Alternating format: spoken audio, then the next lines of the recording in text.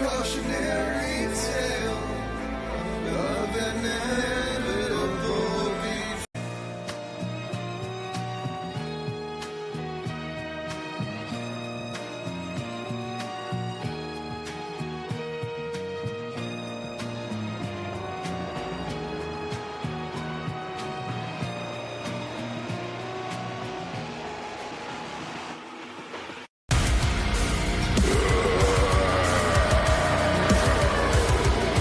Where the fuck is your agency? Where the fuck is your dignity? Where the fuck is your agency? Remember what it was like to be ashamed before the maggots ate your brains. You surrendered, lost everyone you love the most. No, I can't wait to meet your fucking ghost. Pretender, you think that Christ is on your side, but that's just shit you say to justify your blind faith in the oldest lie. Tell me, are you great again? Now that you die alone, I used to think that you were cut from stone, but your paper skin and hollow bones. Yeah, so I'm great again now. Are we great again or what? Are we great again? Are we great again or what? Forms of inequality. Injustice in health is the most shocking and the most inhuman because it often results in physical death. I see no alternative to direct action and creative nonviolence to raise the conscience of the nation. That was Dr. Martin Luther King in 1966. And at that time in the United States, most insurers like Blue Cross and Blue Shield were nonprofit, and they were struggling due to lack of funding. But instead of building on what was making America great in the 40s and 50s and 60s, funding social services, the ruling classes started privatizing. So insurance companies were now incentivized to issue denials of care. Premiums started skyrocketing, the bureaucracy inflated, and of course, patient outcomes worsened. Hospitals started consolidating into for-profit chains. There were billing fraud scandals, smaller emergency departments, fewer nurses, higher infection rates, and of course, hospital closures. Mental health and addiction treatment became the domain of for-profit chains who were lowering standards, spreading misleading marketing, and high relapse rates. And now there's tens of millions of Americans totally uninsured while paying the highest prices on the planet for worse outcomes. This whole privatization virus is a global issue. Why does it fail? Well, because the incentive is not care, it's extraction. And now before people start screaming about the ills of socialism and state-run megasystems, well, those tend not to work. If the only metric is political control, then you have the same bureaucratic bloat and stolen funds. The systems that are proven to work are locally controlled with tight feedback loops, putting decision-making closest to the people who use the service, with local boards and unions and municipalities, regional co-ops running day-to-day operations. But they have to be connected upward to national funding, national standards, national guarantees, so no community ever gets abandoned. You know, Corbin Trent made a great point in his recent newsletter, said you never hear the Epstein class complain that illegals are taking our water, because the perception is that water is in abundance. So let's just do that with healthcare and make it abundant. Why? Because as James Baldwin said, if I'm hungry, you're in danger. A lack of basic needs like healthcare is a major reason for global instability. And over half of humanity right now lacks access to essential healthcare.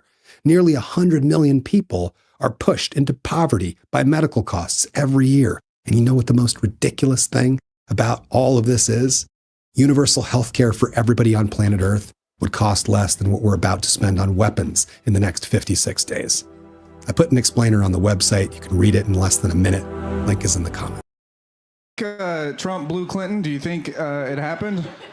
Because Bill Clinton's like, you know, pretty smooth. And Trump is very easy to trick. You know what I mean? So I bet you can't suck a dick for shit. I can suck the best dick. I'll suck you off better than Monica.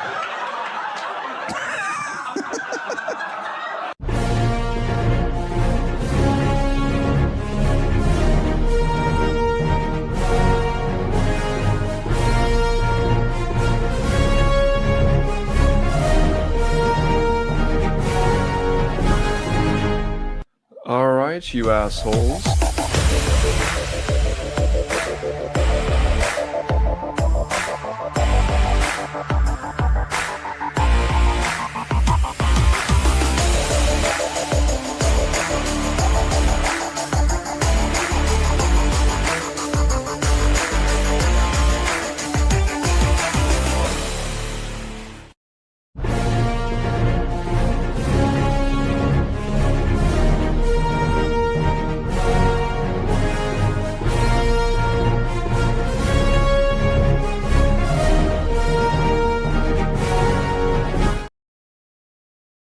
Man, I keep forgetting I put it on loop.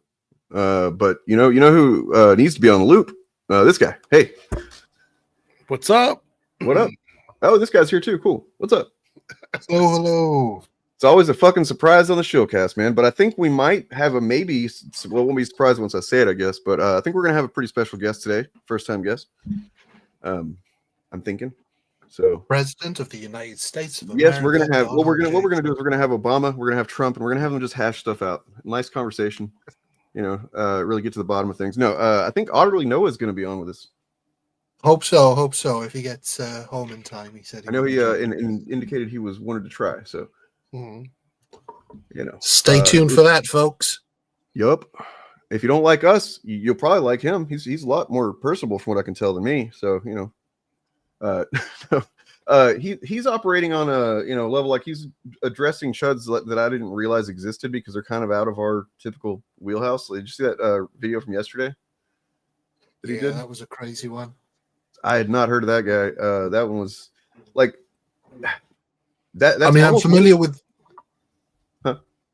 I'm familiar with that sort of style of just making shit up. Yeah, sure. Any rumors? I guess I just didn't know there was anybody that in the movie space that was telling like far more bold-faced lies than like anything even Nerdrotic says. You know, Nerdrotic just will inventing typically stuff. kind of manipulate a factual thing to tell a lie. This guy was just like straight up lying. QAnon type stuff too. But yeah, what's up, guys? How's the week going? I mean, mine's good. Started out with a bang. Kind of been on a ride ever since then. But yeah, good. Getting better. Yeah, I'm slowly on the mend, but still got. Always love when a channel who changes their entire engagement rules for us decides to react to one of our videos. That's always fun. Yeah. Well, you know, it's because we're bad. You know. Yeah. I guess I didn't read that there must have been like an asterisk in their initial claim that they would talk to anybody that would disagree with them. Yeah. Been an asterisk the truth is, I haven't even watched the whole thing. It was I think it's like an hour, maybe more of them pausing my video. Well, I mean, that's what you get for criticizing Critical Drinker. I've been told by the EFAP fans that he is a flawless individual with perfect knowledge of movies. Yeah, I kind of skipped through it, and I'm like, okay, it's like the first half is almost all Noah, and then the back half is almost all me, and it's like a 4-hour stream, and I'm like, oh, they didn't react to bigger channels; they picked on channels smaller than them. With them because what I realized with all this is that they are incredibly smart. They're really, really smart. They always know how to do the most cowardly approach to their content that they possibly can. They're very good at that. They know what, like what's the angle that keeps me shielded from real criticism, so we do these long ass streams that are kind of impenetrable generally, and most people don't want to fuck with it. Also, by, as you pointed out, avoiding, commenting, criticizing people like Birdman. So yeah, just what's interesting is they used to go after the bigger channels, but generally speaking, the bigger channels that would never come back at them. So, like when they went after Jenny Nicholson, for example, she was never going to make a video calling them out, but it was good clout chasing for them. Yeah. Well, I mean, that's kind of another kind of speaks to my point, right? Is they probably recognize that she wasn't the type to, do a clapback kind of or whatever. So they're like, yeah, this will be good. The point I made in my video, because I am going to do like a longer response probably this weekend, but the point I made in my video about Birdman, which is what he addressed in his video, is I think if they pull up a channel that has over 300,000 subscribers that is saying the same things that like my channel is saying or Noah is saying, it breaks the illusion that people with bigger platforms are calling these guys out. Yep. And so it makes it easier to go, look, here's a guy with like 7K subs who thinks he knows everything. Well, I'm saying the same thing that other people are saying. You're just showing my channel because it's the smallest one, which is funny to me. If my channel is so tiny, why did they feel threatened enough to rebut anything that I said? Well, and obviously their audience is the type to just think that numbers are some indicative, indicator of like quality ideas or whatever the fuck. You know what I mean? Like they don't understand that that's not reality at all. I mean, also, I do think it's interesting they chose you and Otterly Noah, because of the two channels in this space, I feel like you two are the ones that are growing the most this year. Like you guys are actually doing like making big moves this year and getting much better views. Yep. I think that's part of what they want to do. They want to make sure to diminish you guys a bit. I feel like it's very strategic, honestly. Like I don't think there's a coincidence to any of it. I think that they definitely, I mean, look at who they're buddies with. The guys that like the very specifically, as we saw over time, they know exactly who we are. Talking about Nerdrotic and stuff, but they would not acknowledge us except for like I think the only time Gary acknowledged you, Bob, was whenever somebody was mentioned you in a super chat. Or right? Be like, hey, why don't you talk to me? And it's like, like whenever he basically had to say your channel name, he was like, he tried to downplay it, but because it's about money. Right. That's the thing, is I keep saying this. It's about money. It's not about anything else. Like he could easily just ignore the super chat. If it's a $5 super chat, who cares? It's a drop in the bucket. They also definitely saw what happened with Eric July too. So. Oh yeah, no. I mean, we saw Nerdrotic was in the audience in Eric's chat. I also think though the one thing that the Birdman does, which they are weary of, is that he'll bring up how awful Critical Drinker's film was. I'm semi-serious about this, but if he mentions how bad Critical Drinker's film was, then maybe his audience will be like, well, hang on, why haven't they reviewed a film made by one of their friends? Why on earth would they ignore it unless it's absolutely awful and it proves that Critical Drinker doesn't know thing one about movie making? Yeah, I mean, look at this guy. Hey, yes, me and Eric are both growing a lot. I'd love to see it. Yeah. Okay. No, it's good you guys are growing. We need more people in this space. It was frustrating when I first started. I felt like I was all by myself. Then I found Dane in turn. Then I found. By the way, man, I love your avatar, your otter's costume and everything is just pretty rad. I love that shit. I mean, that's only when he's on the grid. True. But I think it needs to be repeated because we haven't said it in a while. It is very weird how EFAP didn't bother reviewing a film made by a friend of theirs on their channel. A film that the maker of has now got Mauler to write a short film for. Like, isn't it a bit weird? Doesn't anybody else find it odd that they couldn't bring themselves to review that film? Because surely it couldn't have been absolutely awful. So I think this is one of the big reasons why they probably avoid certain people and try to be real strategic about it, because of this right here. That kind of thing is bound to happen. I'm seeing a lot of that in my video, the video that they reacted to. There's a lot of people in the, well, there's also trolls there, but then there's a lot of people that are like, I used to watch these guys and then I kind of got out of it and things like that. So I think their strategic swing, they might have thought it was a big W. It really wasn't. I've gained so many subs over the last few days because of them, and Birdman obviously mentioned me in his video. Shout out to Birdman. And I also, the people, I make this very clear because I know they're definitely watching. We got almost 80 viewers right now between all the channels. If you think trying to like tone police me or tell me that I'm that I am an asshole or whatever, yeah, I don't give a fuck. Like that's like that's I'm gonna treat them the way that they treat everybody else. I don't give a fuck. Like right. That's one of the differences between their fans and like Gary's and stuff. Is they're, you know, the other chuds, their fans are just kind of, you know, shitheads and they'll say whatever. These guys will definitely try and tone police you if they don't just find one singular thing that they think is like the silver bullet for everything you've ever said. Yeah. And then they will just focus. What do they come in and say dumb shit like one of them was saying, how do you know they're lying? Because he fucking lies in the video. Like he says it. Like, how do you prove a liar? They say something wrong, you correct them on it, and then you go, that was a lie. That's how you prove a liar. Because this is the thing that gets me, having not bothered to watch any of their coverage. I don't know how they can defend the fact that the critical drinker lies about the translation of the language. Just flat out lies. Yeah, there's a couple of like observable lies. You know, and the planets, the differences between the planets. Those are the two that's things. wild. I mean, look, Brian, they did it with fucking Glass Onion. You know what I mean? So like we know that they will do it. Yeah.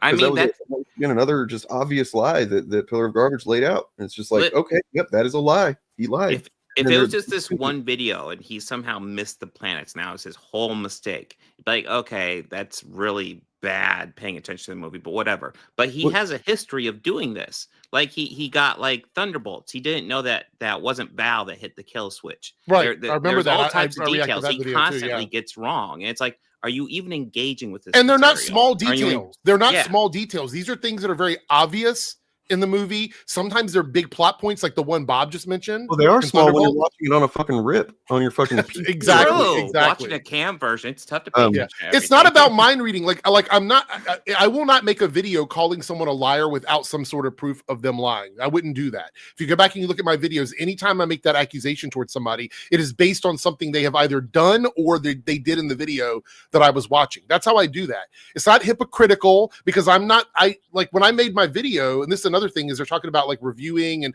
et cetera. My debunk of Critical Drinker's review was not my review of that movie. I have a whole stream, 2 different streams where I review the movie. I was literally debunking his review. It wasn't my review of the movie. That's another thing. Media literacy is another word they seem to hate. I'm telling you guys in the chat, they do not like being called media illiterate. It is one of the things that triggers them.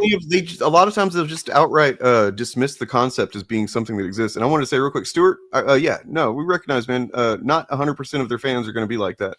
I'm just saying that though generally the ones that are vocal and you know give us feedback whenever we talked about them are doing what I've said, but I understand that not 100% of you do this, and we appreciate those of you that just kind of hang out and engage like normal. To be clear, I've never made a video on EFAP. I've never made one video. The only time I've ever talked about EFAP is either Mahler being on stream with like fucking Critical Drinker or Friday Night Tights, or when we're over here talking about it. I have never made the first video I've ever made about EFAP was in response to them talking about me.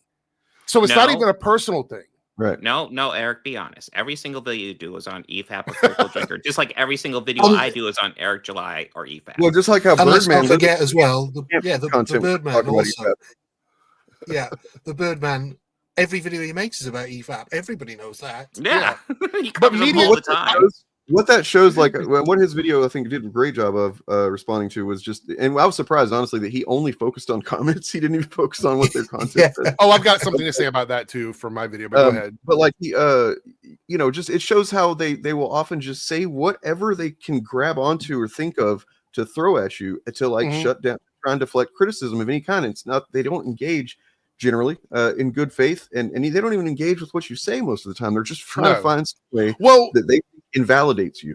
In my video, the very first thing I talk about is this is not me reacting to their video. I said I will do that later in the week. I just wanted to make it clear that I knew they had made the video about me and address some of the comments that were made. That's what I said at the beginning of my video.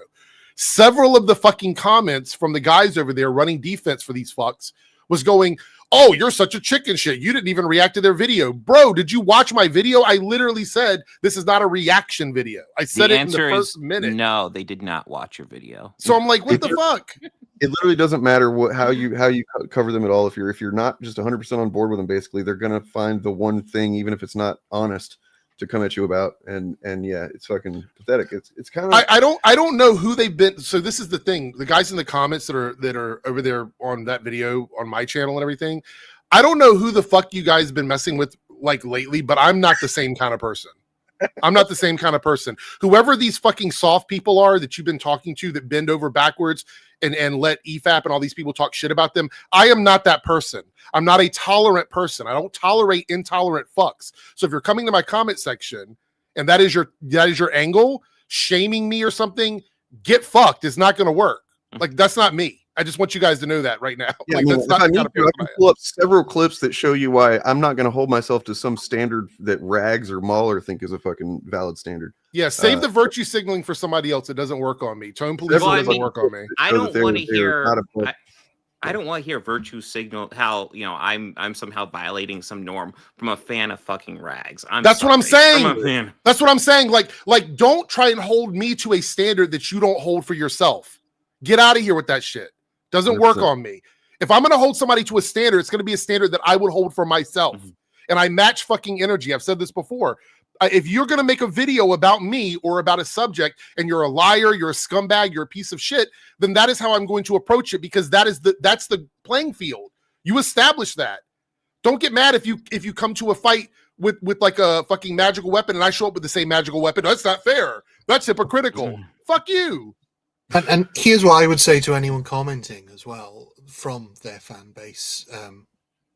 If you watch the Critical Drinkers review, and if you watch their defense of his review, and you haven't watched the movie, then don't comment. Yeah. Because you don't know how much he's got wrong until you've seen the film. So watch the film, then watch their coverage of it, and see if you agree with what Critical Drinker says. Like, and going back to the two blatant lies, let's ignore the opinions and the other bullshit that he throws at the wall. Okay, I could believe that maybe he missed the lines of dialogue where she explains how she can speak the language. But describing the two planets as looking the same, when even in the trailers you can see they look different. No, you might as well say, oh, Predator 1 and Predator 2 have the same setting. The other thing I want to point out is that it's not even just about Mahler, because I think there was like 5 other people in the panel in that video. I don't know who else was there. I know for sure that Fringy was there and Rags was there, but I don't know who else. I know that little platoon guy was there. I know. I think those are the regulars now. Those 4. With a negative review of Predator Bad. Yeah, I mean, like, so my issue isn't specifically with Mahler. To be honest, Mahler, no offense, Mahler's kind of the boring one out of the bunch. He doesn't really say much, and when he does, it's just so, like when he's hanging out with all the other F&T guys, he's very quiet. I can't remember the last video I watched with Mahler and those guys where he took up the bulk of the conversation. That's not usually the case. Let's be honest. Rags is a regular because he says the shit. Mahler's too chicken shit. Possibly, you're possibly right. You know, and again, I can't wait to watch the actual video. I don't know. We probably wouldn't have time to watch all of it today, but it's a lot. I can't wait to watch it. But I don't like reacting to my reactions. It's like reaction inception. Right. I don't like. Yeah, no, it gets a bit too far sometimes. Yeah, so I'm gonna do it because people want me to do it, but I'm not. It's not something that I would typically do. So I just, I don't want to just like have a conversation with one person, but Stuart's, asking a couple of good, valid questions for, EFAP fan. Right. So no, they're not interesting. His ideas are not interesting. He's, from what I can tell, doesn't actually understand, writing. He only thinks he does. There's a lot of, for instance, this right here. And I don't know if he's one of the ones that comments in this video clip, but it's just one example of many where it's like, let's see. Underwater just seems to create some problems. Yeah, I don't know. Well, yeah, I mean, like, how does this society? Well, I guess we eventually see like how it operates, but it's just like, how do you build stuff, man? Like in water, like underwater welding. It's one of the most essential jobs on the planet. That's going to be really difficult, right? As well, because it's not like on land where you have seasons or you have like changing weather. You literally have seasons and changing weather in the sea. So like all of that in a short amount of time is very, very dumb. And with I think Drinker is kind of dumb, honestly, but with Mahler, what it seems like to me, honestly, is that he's got very little life experience, and yet he thinks that he has enough context to just judge everything with the most harshest possible lens. He also surrounds himself with bad faith, big mouth people. That's kind of the people that are around him. You know what I mean? That critique always drives me nuts because it's dumb twofold. Number one, we can do underwater building. We have the ability to build stuff underwater. That's how many bridges are made. The goddamn also, yeah, when you have a culture that evolved underwater, all they know is underwater. You don't think they can figure out how to build stuff there? You know. Also, I mean, the Romans invented concrete that sat underwater over 2,000 years ago. I also want to point out, and this is one of the things that annoys me about what they do, is when you are looking at a fantasy show or a movie or a superhero thing or whatever, and you start debating the most simple, like pedantic shit you can, like how did they build a house underwater? Yeah, they're flying around with wings on their feet. There's technology with spaceships and shit like that, but your issue is there was a house underwater. There's some stone structures underwater. Like if you don't, and I know it's probably trying to break through to a group of people that just can't even understand or conceptualize this. If that is your issue with fantasy and fiction, stop engaging in it. Because there's no breaking of immersion there. You've already established that you're willing to accept incredible magic and feats of power and superheroes and stuff. You're willing to accept that, but you won't accept that they can build structures underwater. Right. No, it's not lame, Stuart. Check it out. This will be the last time I'm going to have to be able to talk to you. But like 50% of the people on screen right now are on the spectrum, and it's not a bad thing to want to break things down. It's just what you're choosing to break down when it comes to something like that is just kind of missing the point of enjoying fiction, enjoying a narrative, right? And to focus on that, it's like it seems like Mahler just hates fun. Like he had fun one time and it was like too much for him or something, and he just fucking hates it now. It's kind of what it feels like. And you absolutely can break down stories like that. Sure. But also you have to understand the medium of storytelling. That's not what it is. If you want to break down the realism of storytelling, look to real life, because odd things happen in real life. And we don't ever say, well, that's impossible. How did that coincidence happen? That's far too much of a coincidence. So, I mean, there's all sorts of reasons why writers don't look at scripts like that. And it would be incredibly boring if they did. Because if a writer ever decided to write a story where everything that happened was not just plausible, but had to be believed by every member of the audience, nothing would be interesting. I mean, even soap operas... sorry, I'll rephrase that because I know your American soap operas is a little wackier than ours. But like, even reality TV shows, dramas, documentaries, things that are just filming real life are sometimes unbelievable. And so, if you come from a point of I don't believe this, therefore it's bad, then fiction isn't the genre for you. And I mean, there are people that break down stuff brilliantly well and explain it. I just don't think Mahler is someone who does that particularly well. And if it was done all for fun, that's another thing too. Is like we've known people who talk that like they do the similar thing, but it's just they understand it's just kind of in good fun or whatever, like an exercise. That's not what they tend to do. They've created this culture around themselves that their fans generally, from what I understand, Mahler doesn't see things as objective anymore, or he says, but he did for a long time, and that created a culture of that. And when you see art as objective, the end result of that is that you are going to otherize people who do not agree with you about art. Mm-hmm. That's just the possible outcome is that, this person thinks that this thing I think is bad is good. I'm going to, go fucking make fun of them. I'm going to make videos where I shit on them on the channel, and Rags is going to call them, all kinds of slurs and stuff like that. That's what it became. And that's the problem that generally we have had with these guys. I also want to point out that Birdman brought up something that I mentioned a long time ago, but I really haven't talked about it much recently. And that is the idea of reviewing a movie based on things that don't happen, right? That is the wrong way to review a movie. You review what happens on screen. You don't review what doesn't happen, because that's an endless amount of possibilities. Like you could that would be like going into a burger restaurant and giving them a negative review because they don't serve pizza.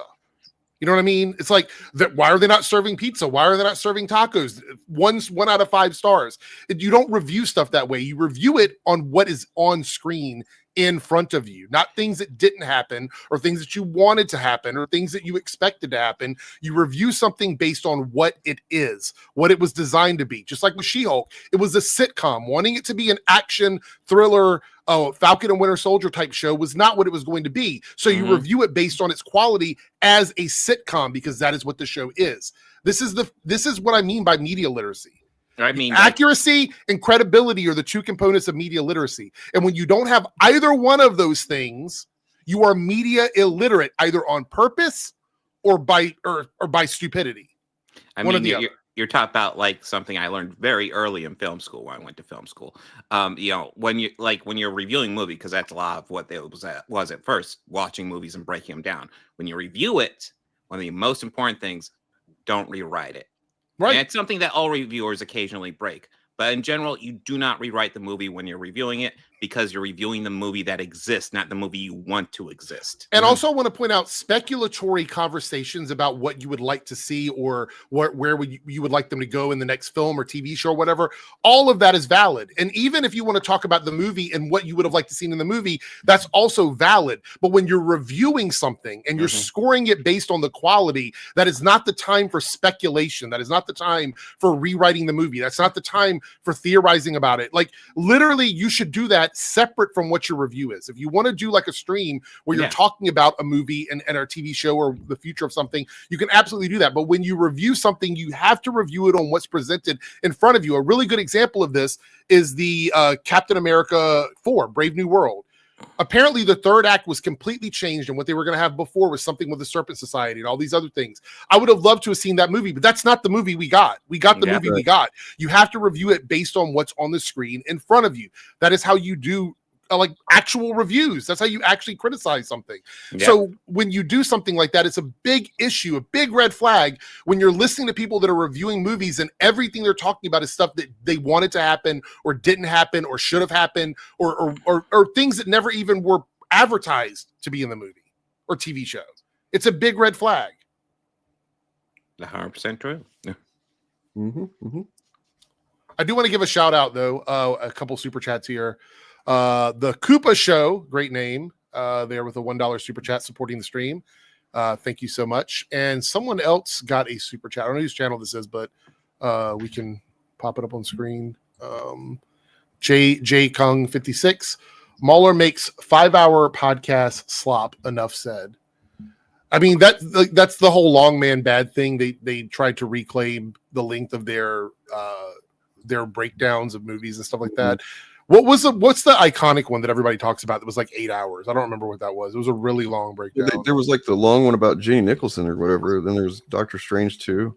That's the one. That's the one I remember. Yeah. Well, I mean, Doctor Strange 2 and Ant-Man 3, he did like the 6-hour breakdowns of those. Yeah. Just like, I mean, if you want to watch it, that's fine. But oh my god, yeah, those were his breakdowns rather than his. It's just like I don't. Like 12 hours. I don't mind a 6-hour breakdown if you want to put it on the background while you're doing dishes or something like that. I don't really give a fuck. It's the review stuff that I was looking forward to Ant-Man 3 and I was very disappointed with it, but like, so I can't imagine, but I still can't imagine doing a long ass, like, dissection of why it sucked. Yeah. You know what I mean? Like, so I don't know. It seems kind of cynical to me. Like that, what it is, honestly, is that it's safer to make content that shits on stuff. It's just safer. You don't have to put yourself out there. You don't have to be vulnerable about how like you connected with something or whatever. Like, it's just, all you have to do is just shit on a thing. That's all you got to do. And then you can give arbitrary reasons as to why, that's not how you write. That's not a good writing, blah, blah, blah. And and you change, before that, Mahler should do a video series or write a book or something that explains how do you make a fantastic, perfect movie, right? Because if you did that, I'm sure you could make a lot of money or whatever, get a lot of fans, but he can't do that because he changes his standards all the time. He just says shit whenever. Sorry, go ahead, Bob. I mean, there's nothing wrong with making long videos either. Make that clear. There's nothing wrong with making long videos about any subject. I mean, one of my favorites is the Sherlock Holmes, the series Sherlock that H. Bomber Guy did. He made like a 4 or 5 hour video about the Sherlock series was bad. I mean, it's brilliant, but there's not a minute wasted in that video. Not a minute is wasted. Plus, that's a series. Well, yeah, but every line of dialogue or every line of script that he has in there is absolutely necessary in getting across the point he wants to get across. It's not just random repetition for hours. And it's not that Mauler makes long videos. He makes long, repetitive, boring videos. Mm-hmm. It's that they're long because of they literally will pause in the middle of a line or in the middle of a moment that's not completed yet, so that they can just like hyper, nitpick shit that isn't, even the full context or whatever. Or in many cases, like somebody mentioned the Terriers thing. From what I remember, there was like the incident of the courtroom scene where the guy makes a joke about like not paying his taxes or something like that, and he's on the stand, I think, and like says that in front of a judge, and the judge kind of laughs about it. Everybody laughs, and I guess Mauler, or one of them, I don't know, all of them took offense to that. Like, oh, they wouldn't do that; they would arrest him. You know what I mean? It's like, do you not understand? They said that, like, they would hold him in contempt, and it's like, okay, right. I've been in trial. I've been under oath before. Did I occasionally tell a joke? Yeah. It's the way I deal with my nerves, because yes, when you're in trial under oath, that's nervous. So occasionally I will crack a joke. Occasionally. There are some judges that are kind of just chill, or at least if they'll the context of the situation, they're not going to get all uptight about something like that. But no, if it's when it's clearly a joke, like, yeah, that's it. Oh, where did Ryan drop? Wait, what? Who did they? $10 super chat here. They critiqued who? For pause, because we got several different channels going right now. 128 people watching, by the way. Please hit like and subscribe on whichever channel you're watching on, and look in the description. You'll see the links to all the other channels and several more. So they teach y'all for pausing as his video. Oh, it was me. I was watching a short little YouTube. I was about to say, I don't think I've covered. They critiqued you for pausing as his video before he got to his point, which is the most pot calling the kettle black thing. I mean, there isn't the title of their podcast every frame a pause. Yeah. So why would me pause? Right, but why would me pausing something? What? Because yours isn't titled that. I want to reiterate, and Malik, thank you. I think that was on my channel. I make this very clear. I don't give a fuck what standards they have for how I do what I do. Yep. I don't care. They don't like that I am correct. Right? They don't like that what I'm saying is true. They don't like that I'm calling out their channel daddy, Critical Drinker. Because let's be clear here. I think Mauler has the biggest channel out of all of them, and it's like 152,000, right? He's on the low end of the whatever the hierarchy is in these channels, right? So they don't like that I'm calling out their channel daddy, and Critical Drinker isn't going to hit back at me because he doesn't have to. He's reached a level of YouTube subscribers where they don't have to engage with everybody. They can just ignore it. People like him, Nerdrotic, even Star Wars Theory, these channels where they're in the millions range, they don't have to engage with people because they don't need that kind of smoke. They don't want to get in all that. People like EFAP and Mauler and anybody within like that 100K to 500K range or whatever, they have to do this. They have to go back and forth with people. So they didn't like me going after their channel daddy. They didn't like me going after the human thumb. They didn't like any of that, right? They didn't like that. The human life-size thumb that goons out over shit, right? They didn't like any of that. So they're going to complain about whatever I do. The point is, it is not the fucking journey that I take throughout the process.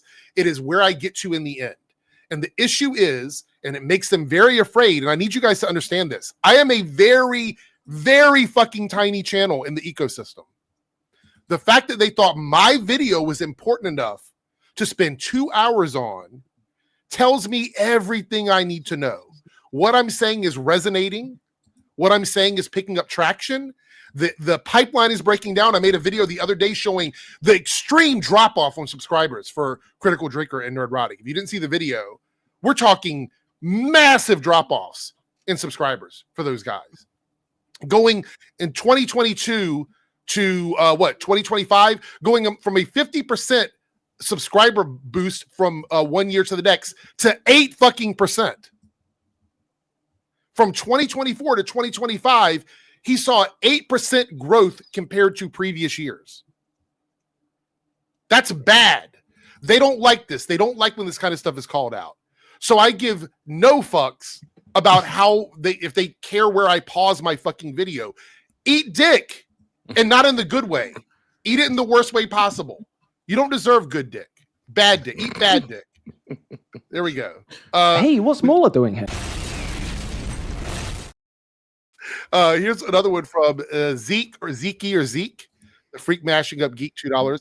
How do you do a breakdown longer than the movie? I mean, that's pretty much every one of their fucking podcasts is like extremely long breakdown of movies. And I mean, can you guys hear me? Okay, sorry, for some reason, StreamYard crapped out on me. You can do a breakdown that's longer than a movie. Generally, if you're exploring the themes, or if you're exploring the characters.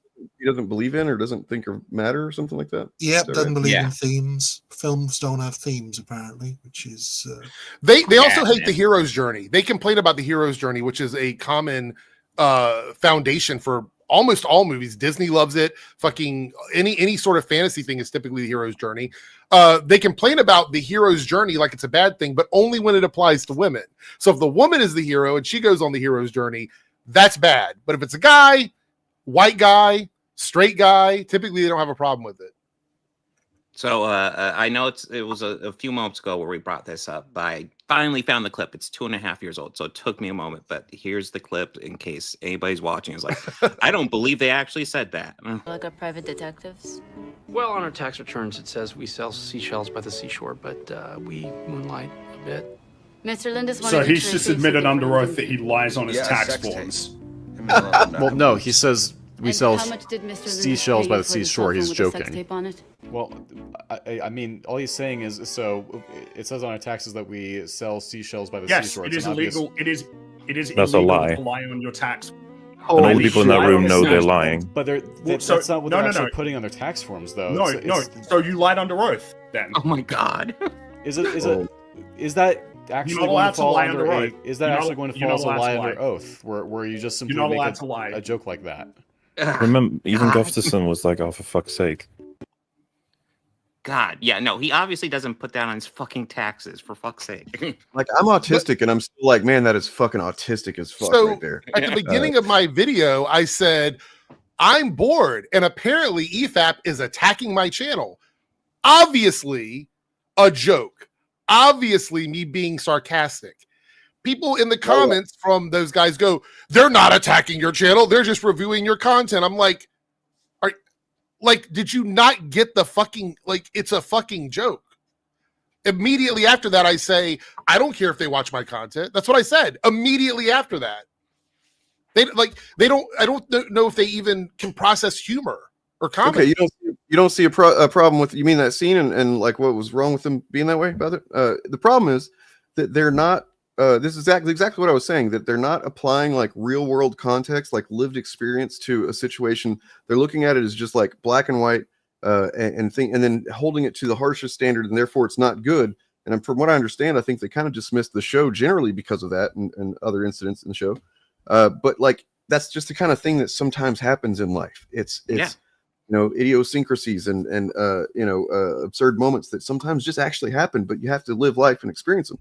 You mean to tell me, and look, Stuart, I'm not going to try and judge your life or whatever, but a lot of people have disclaimer friends, right? You have these friends that say and do dumb shit, and you have to excuse them. You're like, it's okay, he's a little weird, but he's a nice guy or whatever. That say and do dumb stuff. We have to understand that characters in TV shows are sometimes exaggerated versions of real people. And that's how they convey this message, right? If you talk about show don't tell, you have a character that might say one line that's like, that's a crazy fucking thing to say, because they're trying to pack a lot of information into a very short line or scene in a show or movie. So they do it. That's how they convey that message. So that's what that is. It isn't like this person literally does these things. It's an explanation for the kind of person you're dealing with. Well, and also just like, even if okay, let's say this was I feel like that's a somewhat realistic scene that could happen, that where the judge being, if the judge is kind of chill or whatever, because there are a few of those, and then the guy says that, a person who's just kind of got a couple of brain cells to rub together would probably think that's so absurd, he's just joking. Yes, because it's stupid. That's right. Yeah, and from a legal perspective, it's then like a stupid thing to do. So clearly the judge on the side of wisdom of like, he's just joking around, whatever. And from a legal perspective, it doesn't matter unless the prosecution makes it matter. If you say something like that, it's entirely up to the prosecution whether to pursue that further and say. Or they could say strike it. They could say strike that from the record. Like, you know, like. But I will tell you right now, if the prosecution pursues it and says, "Hey, this is what he said on the record," that would get laughed out of court. They'd be like, "That was obviously a joke. Why are you making money on this?" Stuart says it's like a character moment for the show. Yes. Yeah, that's what it is. Like when you have characters saying and doing things like that, it typically that sounded very like I was coming for you, Stuart, and I'm not, right? But like it typically is when a character does something a little wonky, unless it's addressed in the actual follow-up dialogue, it is there for flavor, or it's there for a laugh, or it's there for shock. That's why that exists. And it happened. It's been happening in movies and TV shows for years. It would have been understandable if one of them, whichever one mentioned it, was like, "Hey, well, you can't. That's a crime. You can't say that." And then what's his name? I guess that was Southpaw would have said, "Well, he's just joking around." And then he's like, "Oh, but that's illegal." And then they but he wasn't even open to hearing that. Neither one, like all or two. Okay, that's illegal. You can't. I want to bring something up, and this probably really it'll sum it up, right? So for years in TV shows and movies, when people get phone calls, this is what happens. Phone rings, right? They pick it up. "Hey, did you hear about so-and-so?" "Yeah, I heard about that person." And then they just hang up. They don't ever say bye. They don't say, "Talk to you later." They have to shave time off so that you don't waste precious screen time on things that people just know. That they're hanging up on the other person. So when somebody makes a joke like that and there's no follow-up, they're probably doing it because they expect the audience to understand this is a joke. We don't have to like explain any of the legal shit to follow that up. And if you think that that's inauthentic to a courtroom, then I've got news for you. Every single TV show that shows a courtroom has inauthenticity littered throughout it. For one thing, when you are whether you're prosecution or defense, you don't leave the desk. You stay behind your desk to question people. You never approach the jury and speak directly to them. But you watch every single courtroom drama, they will do that. Because having characters stood behind the desk the whole time is boring visually. Yeah. Also, if every single drama that had a courtroom scene in it, like look at like Law and Order and stuff like that.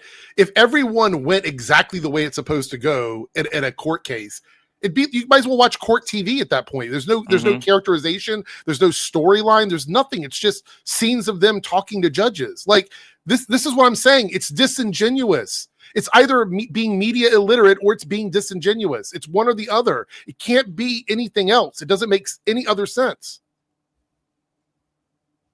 True.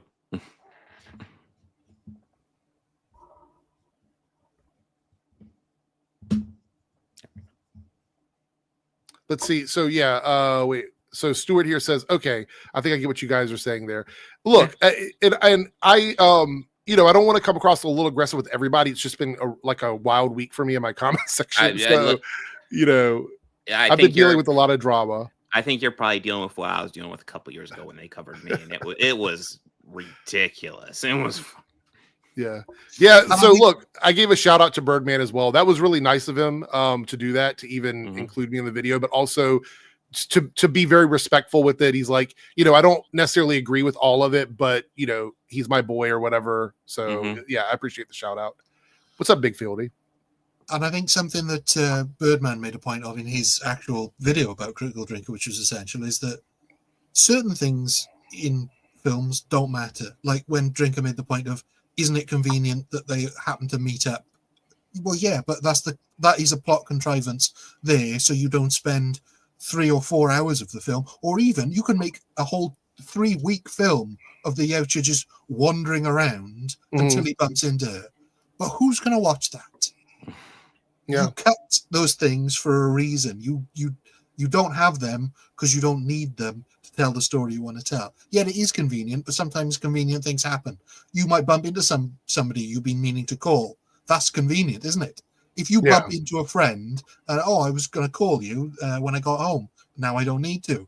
Would you go, that's a bit too convenient, isn't it? That I just bumped into some. What's going on here? My life is being badly written. Or like a movie where you're following a character for a day, and then it goes 3 weeks later. You're like, wait, that's not realistic. We just jumped ahead 3 weeks. What happened during that 3-week period? Why is this movie not running in real time? Why are we not watching this whole thing take place over the course of 2 hours. It's unrealistic for all of this stuff to happen in 2 hours. That doesn't make any sense. You see what I'm saying? There's a thread of absurdity to going that far down the rabbit hole. You could even argue, like, how are they able to complete all of this within the time frame of the movie? Like, that's why you don't argue about dumb shit like that. It doesn't make sense. But the other point you made was, if something is so ridiculous that it breaks the immersion for you, then by all means call it out. Yeah. But if it doesn't break that immersion for you, unless you're really looking for it to, then it doesn't matter. Yeah. I agree. There's the famous bus jump scene in Speed. That bus couldn't make that jump because physics doesn't work like that.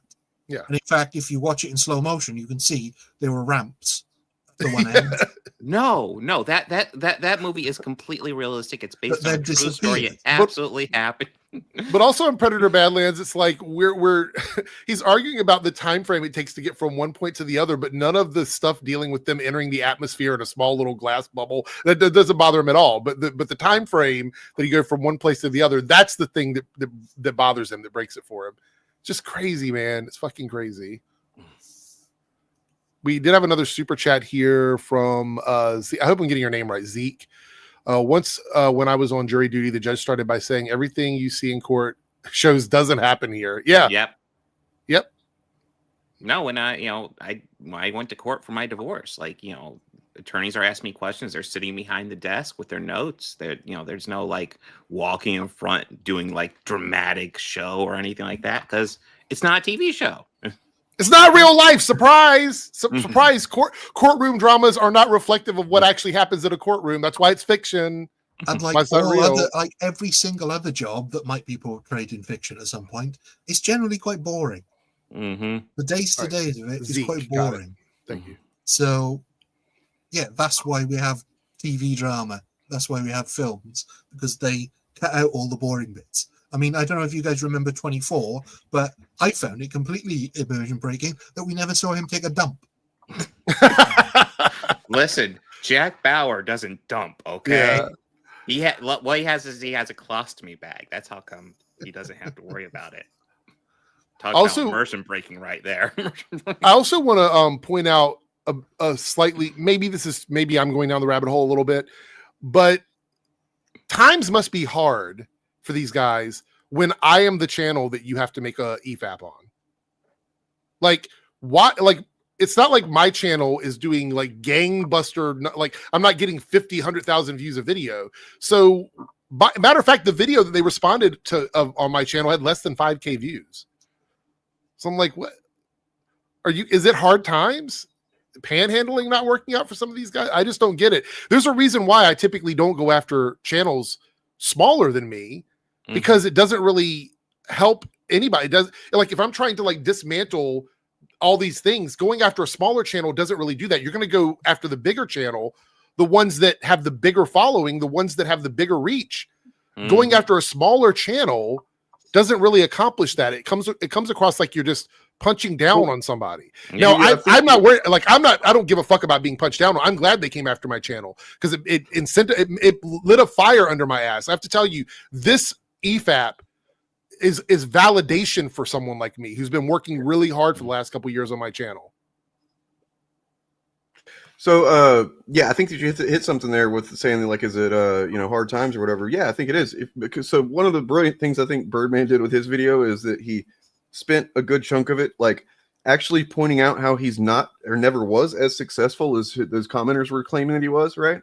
So he's like, and I was kind of surprised. He's like, actually, I didn't get that many views. I've only got a few videos. And then, but what he does then at the end of that is it pivots to show how he's still doing, his channel's health is better than fucking EFAPs. Yeah. Mine is too, and so is Noah's. I looked at it. I was like, Noah's video had 100% view to subscriber rate. Mine is over 100% view to subscriber rate. That's a healthier channel than one that's getting significantly less views and they have subscribers. I know math and percentages make chuds mad and angry or whatever, but in the YouTube world, you don't judge everything as a flat number. Everything is done in percentages. That's how you determine stuff. You wouldn't. They don't like math. They don't like consent. All that. Yeah, none of that shit. So it's like looking at it, I'm like, objectively, our channels are performing better on average than theirs is by math, like the numbers, like you know what I mean? Like it's crazy. Like they're over here projecting shit in our comments, and it's just funny to me. And the funny thing about Birdman is that he knows what he's doing with his channel, because he knows that if he does a Cinema Sins video, it's going to get a certain amount of views because people go there for that content. That's sort of the hook, what got them in there. But he's doing this fighting the grift videos. It's not necessarily for the views. He's doing it because he's fed up of all these grifters. And the fact is now, I think that his voice acting career is doing pretty well. It's taking off. I've heard his voice out there in the ether, as many of his other commenters have as well, because that's something he pointed out in his video. That's what he does as a job. The YouTubing thing, it's not the be all and end all for him. And yet still, he's one of the most professional YouTubers as far as like how he just handles his channel and shit like that too. So yeah. Okay, yeah. I just did some quick math. Their video, if we're looking at views versus subscribers, it's been up for a few days now, is sitting around 27% watch time or watch amount on their video versus their subscriber count. That is significantly lower than the two channels they covered. Just putting it out there. That means they have a lot of either dead subs or people that just aren't watching their content anymore. Well, so I watched that video. I think you mentioned earlier that you talked about a Drinker and Gary's channels not doing well. Do you think that the EFAP stuff is kind of along the same trend lines, or what? I mean, maybe. I haven't really. So the thing is, up until the other day, I really hadn't looked into Mueller's channel really very much. I could go back and look at it and see. I mean, I could do the same thing I did with those guys, use the Wayback Machine and just compare year to year, which is what I will probably do for a few more channels before we get to the end of December. But I just, there's an issue with the way YouTube is promoting this content now. I don't know what has happened, but there's definitely a change in the algorithm. Not sure what it is, but something has definitely changed. I think it has to do with AI. And I think it has to do with the way ads are being served now. I also just think it's post they won the election. You know what I mean? Like, yeah, a lot of people were watching that type of content as like a means of goddamn dog, as getting getting their feelings out about not being in power, basically, and hoping What do the soldiers do when the war is over? They go home. Yeah. So all the people fighting for them that put in all this hard work, we had a victory. We're good. We're clocking out. We're going home. We're done. Like that's what happened with a lot of these channels. This is purely anecdotal, and I know if you choose to, you'll go into the figures. But from memory, I think I sort of poked around when Ant covered Mauler last and pretty much destroyed him. I think the channel stagnated. I think they've got a healthy number of subscribers and a healthy number of viewers, but I don't think they've grown really at all since probably 3 or 4 years ago. I think the last 3 or 4 years they've stagnated because what they're selling is aimed at a particular audience, because lots of people don't like the way they look at movies, basically. Or most people haven't got the time. I mean, as soon as you have to get a job, it's very hard to watch their content because it goes on for so long. So I just want to point out, I had a little chart here. What constitutes as a dead YouTube channel? This is put together by a couple. Are you guys familiar with vidIQ and those services, like vidIQ and I don't remember what the other one's called. The ones that you can connect to your YouTube channel that tell you like how to optimize your channel, what percentage of views you have. It's a service you can connect to. Anyway, that's where this comes from. So a dead channel has to have at least one of these things happening for it to be constituted as a dead YouTube channel. No longer uploads videos directly or uploads extremely rarely. So that could count for a few of the channels. Massively declining view to subscriber ratio, which is what we're seeing. No audience engagement, meaning that comments and watch time goes down. That's something you would probably know more on your channel than somebody else would be able to look at.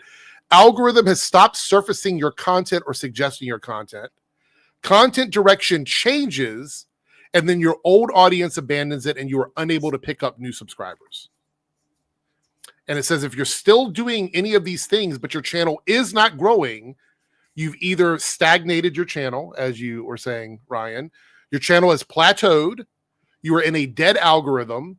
you are nichely locked, meaning YouTube is not going to promote your content. Your content is poorly optimized, or your content is misaligned with the audience demand. Those are the things you need to look out for. I would say covering these channels the way I have and looking back at the way they've grown or whatever, almost all of them has one of those things affecting them. Almost every single one of them. The only reason that like Critical Drinker and Nerdrotic stand out right now is they have not hit the other side of those numbers yet. And that I think they will next year. At least I think Nerdrotic will.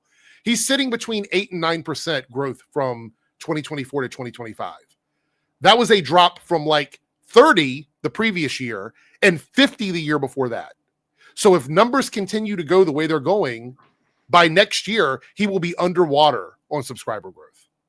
He'll actually be below a 0. He will be on the opposite side of that, meaning that he's going to not even gain any subs at a certain point. He's going to stop gaining, or there'll be so little, it'll be like 1% or something. That's where we're heading with him. And Critical Drinker is at 10%. He's not far from Nerdrotic. He hasn't grown that much either in the last year. So that was 2018. Yep. This explains everything. I like to point it out because here he is claiming, he had 2,000 subs until he did his last Jedi review. Mm-hmm. Then he had 100,000, or he hit 100,000, whatever. Like basically the point is that he saw massive success by doing a very specific thing, which was shitting on Star Wars, right? And so, I mean, anybody's going to generally be incentivized to keep doing that kind of thing. It would take someone with like, moral character and backbone in order to resist doing that just like in a cynical way, right? But that's not. So. I remember when Last Jedi came out, I was trying to counteract that by doing positive Last Jedi. So that means he's only gained 50,000 subscribers in 7 years? No, his main channel has 400,000. Oh, you're talking about the main channel. Gotcha. Yeah. Okay. Yeah. But the thing is with The Last Jedi is they're never going to eat as well as that, because that was a divisive film where I'd say 50-50 split. The people that went to see it, 50% loved it, 50% hated it. There's not many people that were sort of in the middle on it. And so they were able to latch onto that. And for all the people who didn't like it but didn't understand why, those were the ones that were getting reeled in. People who wanted to understand why it didn't connect with them. And whether the reasons they were given were legitimate or not is besides the point. Then there were the people like me who just recognized it as objectively the best Star Wars movie. I mean, there's also one of the better ones. It's very similar to people who get locked into like church. You know what I mean? Like they want something to be explained. They don't understand. So they go to church and they have a person explain it to them. That's essentially what this is. It's a lot of people who just don't understand and they are looking for someone to sort of give them the answers. But the problem they've got now is they've created a climate where they've pre-explained why everything is bad. So people are not even going to films now. The people that were turned on to them are not going to films now to experience them. They're saying, oh, well, everything's bad now. And eventually those people, once they've stopped watching films and they've stopped watching the culture war element of it, they're not interested anymore. So if a film comes out, what film's going to come out next year? Imagine a film could come out that would be so popular as to engage with so many people and yet turn out to be so divisive that half the audience didn't like it. That's not going to happen. Yeah. Because those 50% of people that didn't like Last Jedi are not going to the next thing. Jay Kung here with a $2 super chat. Thank you for supporting our channels. Mauler and racist friends are the worst Cinema Sins. Does Cinema Sins even make videos anymore? Oh, yeah. Yeah. They still churn them out. That's crazy. Again, though, that's not in the algorithm like it was back at their peak. Well, the fact that I had to ask that question means it's not, because I hadn't seen one of their videos in forever. And that's weird because on my Debunks channel, I sub to a lot of the Chud channels so I can keep up with their content. So Cinema Sins will be perfect to pop in there for me, and I haven't seen anything from them. That's because, Birdman basically took their legs off. We got to get Birdman in here again, man. Like I said, I've talked to him, and he wants to come on. But right now, I think he's still on the road. So we'll have to get to him when he gets back. But But somebody else made a comment about Geeks and Gamers. I don't know where it is, but I think Dane, you wanted to talk about Jeremy Griggs today. Yeah, And yeah. Well, also real quick, this is the objectively correct Star Wars movie ranking. You're welcome to disagree. You're just wrong. You're wrong. This is objectively. Yeah. Yes. What's up? Birdman is in the house. Yo, Hey. he's here. Yeah. I refuse to listen to any Star Wars listing that doesn't have Caravan of Courage in there, which is objectively the best Star Wars film. Yeah. The last time I jumped, last time I jumped in with with Birdman, he was live as well. I can't remember what you were playing at the time when I stopped in, but you said you need to get back on with us. You absolutely do, man. We'd love to have you back. Yeah, absolutely. Yeah, Birdman. I don't know if you saw, but like in the EFAP, I think it was the EFAP or Mahler's. What happened there? Subreddit. Whenever you were on our show, they called us the Sinister Six. To I It guess was Spider-Man or something. Oh yeah. It was Dying Light. That's right. I need to play Dispatch. I think I'm going to download that tomorrow and start playing that. I heard that's a pretty good one. It's a point and click. You hear me or what? You hear me now? You can now. Yeah. You reviewed it there for. Yeah, Dying Light. I never got into Dying Light. Go ahead, Dane. Sorry. I was trying to tell Birdman that over on I think it was the Mahler subreddit. Whenever he was on our show, somebody posted calling us the Sinister Six. Yes. It was. I want to say it was Birdman, Pillar of Garbage, Dane, myself, Turf. Maybe I think Eric was probably involved at that point. I think we were the Sinister Six. I can't remember if it was Eric or if Eric. We're sinister because we criticize a content creator. Apparently, you know what I mean. And he is Spider-Man, even though what he does is also criticize stuff. I don't get. Yeah, Dispatch is an awesome game. I'm going to try it out Columbia weekend. Everybody on the channel wanted me to do a stream on it, so we'll probably stream some Dispatch later. But I saw your thumbnail was Geeks and Gamers Jeremy Griggs, and I was like, what is this about? I'm not too up on that one. Well, so I'll be honest, I haven't looked into Geeks and Gamers for a while because it was kind of a random thing. But on terrible. Friday night, you guys hear me okay? Yeah. Yes. Bob, the Old Ways, and I were on, and we were talking about this kind of reactions to this Epstein Trump stuff that's going on, the Trumpstein situation. Now we know what he meant when he said "big beautiful bill." We do, yeah. Did you see this joke? This guy I played a clip of before the stream. Yeah. Think Trump blew Clinton? Do you think it happened? Because Bill Clinton's pretty smooth, and Trump is very easy to trick. You know what I mean? Yeah. So I bet you can't suck a dick for shit. I can suck the best dick. I'll suck you off better than Monica. Anyway, there's that. But yeah, so Bob and I were, kind of just talking about the reactions generally. You had we were really talking about Megyn Kelly. I don't know if you saw what she had to say. Oh God, yeah, I saw that. It's fucking disgusting, bro. So disgusting. And so we were talking about that, and we just kind of Bob randomly was like, I wonder what somebody like D-Day Cobra is doing about this, because he's pretty much your prototypical cultist, MAGA cultist. Yeah. When you really look at how he operates. And we happened to look at his channel, his D-Day Cobra channel, and look at that. He was streaming at that moment. And he was streaming talking about, the situation. And what he was doing was watching a press conference from the Epstein victims from early in September that they did, when they were saying that they're going to make their own list of, since, if they couldn't get the files out, they're going to compile their own list of names that they knew of or whatever. And he just adopted this really fucking shitty, skeptical fucking tone about oh yeah, where's that list? Where's your magical secret list, huh? And it was as he was speaking, it was getting more and more clear that he was basically not because he's defending Epstein, of course, but that's kind of the thing, is he's trying to get ahead of anybody saying anything about Trump, right? So he's trying to get ahead of the victims saying Trump's name is involved with this stuff. Because, it clearly probably his name was involved. He was mentioned in these emails more than anybody else. And so, yeah, but that puts him in the position of essentially kind of defending against the allegations against Epstein. You know what I mean? At what point are you going to decide that, these things are just not true or whatever? It's really fucking cringe and gross. And, the way that he operates. And it reminded me that I've actually seen.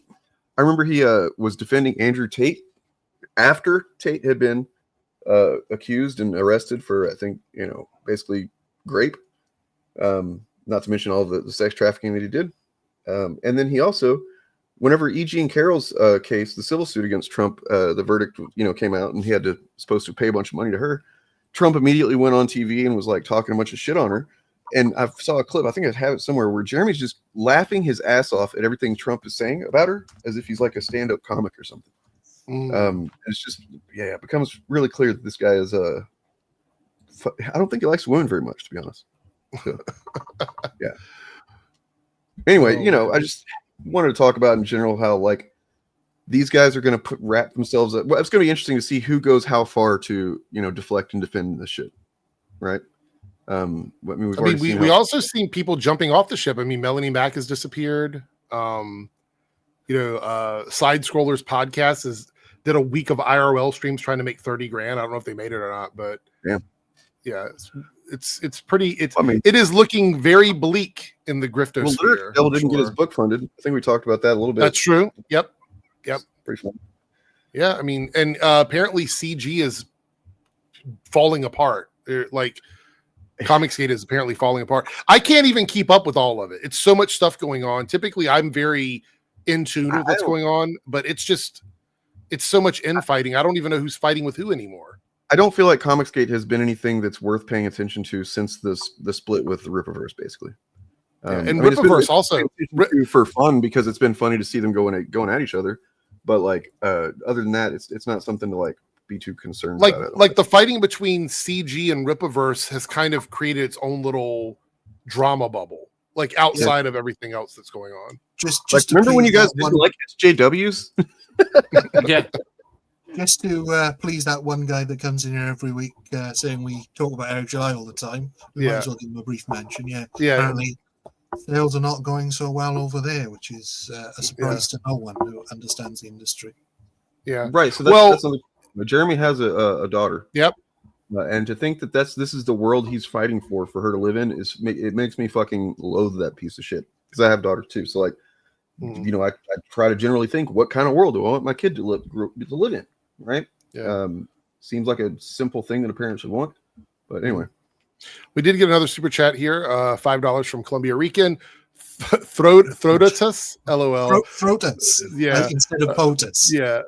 But I'm weary about the repubs jumping on board to release the files, because who knows if Trump had his name put out of the. There's a lot of ifs about what's going on with that. Yeah, I will say some crazy shit happened in regards to the votes. Like, we knew the House was going to pass it as it was. They only had one person vote no, which was Clay Higgins, a Republican. I don't even know where he's from, but he was one person. He's like, I just feel like it's too many things in there that could hurt people, even though in the actual bill itself it says that the victims' names will be removed unless they have otherwise stated. But anyway, so that's one of the issues. And then it got to Senate. They thought the Senate was going to amend it and send it back to the House, and they would have time to prepare. Nope. 100% sweep in the Senate, passed the bill, and now it's going to Donald Trump's desk. He is the person that has to sign it off or veto it. So the ball's in his court. So all of this talk, like you have to what is the phrase? Don't write a check that you don't write a check that your ass can't cash or something. Right. That whatever that saying is about asses and checks, whatever that is. Yeah. It's going to Trump's desk. Check the ass. He's going to have to either sign it off, which means all of it comes out without any redactions other than the victims' names. All of it comes out, or he looks like a slime ball to everybody, because this is a bad look. Only one person between House and Senate voted against it, which is Clay Higgins. Insignificant, really, but it just shows that almost everybody else is on board for this. If Trump does not sign off on this, that is going to be a major problem for conservatives in MAGA right now. So get ready. Mike Johnson was very nervous about it as he was being asked questions earlier today, because he says there's still some stuff in there where there's still some things we're worried about. The president and I got to work on. There's still something, like, they're worried. They are scrambling right now. So yeah. Well, here's why, partly why. And just to be clear, anybody watching that's like, oh, you guys realize there's going to be Democrats in there too. Yup. Fuck yeah. Yes. Let's hear them. Do it. That's look, everyone that's in there, regardless of where they are politically, if you did some illegal shit, you should be held accountable for that illegal shit. No, so I'm curious if you guys. Sorry, go ahead, Bob. I was just gonna say the big thing they like to say is, well, what if Bill Clinton's in there? And I'm like, okay, then why are you defending Bill Clinton? Yeah, right. I mean, I guess Bill Clinton to get arrested. My Bill Clinton Bible, my Bill Clinton shoes, my Bill Clinton hat. You know?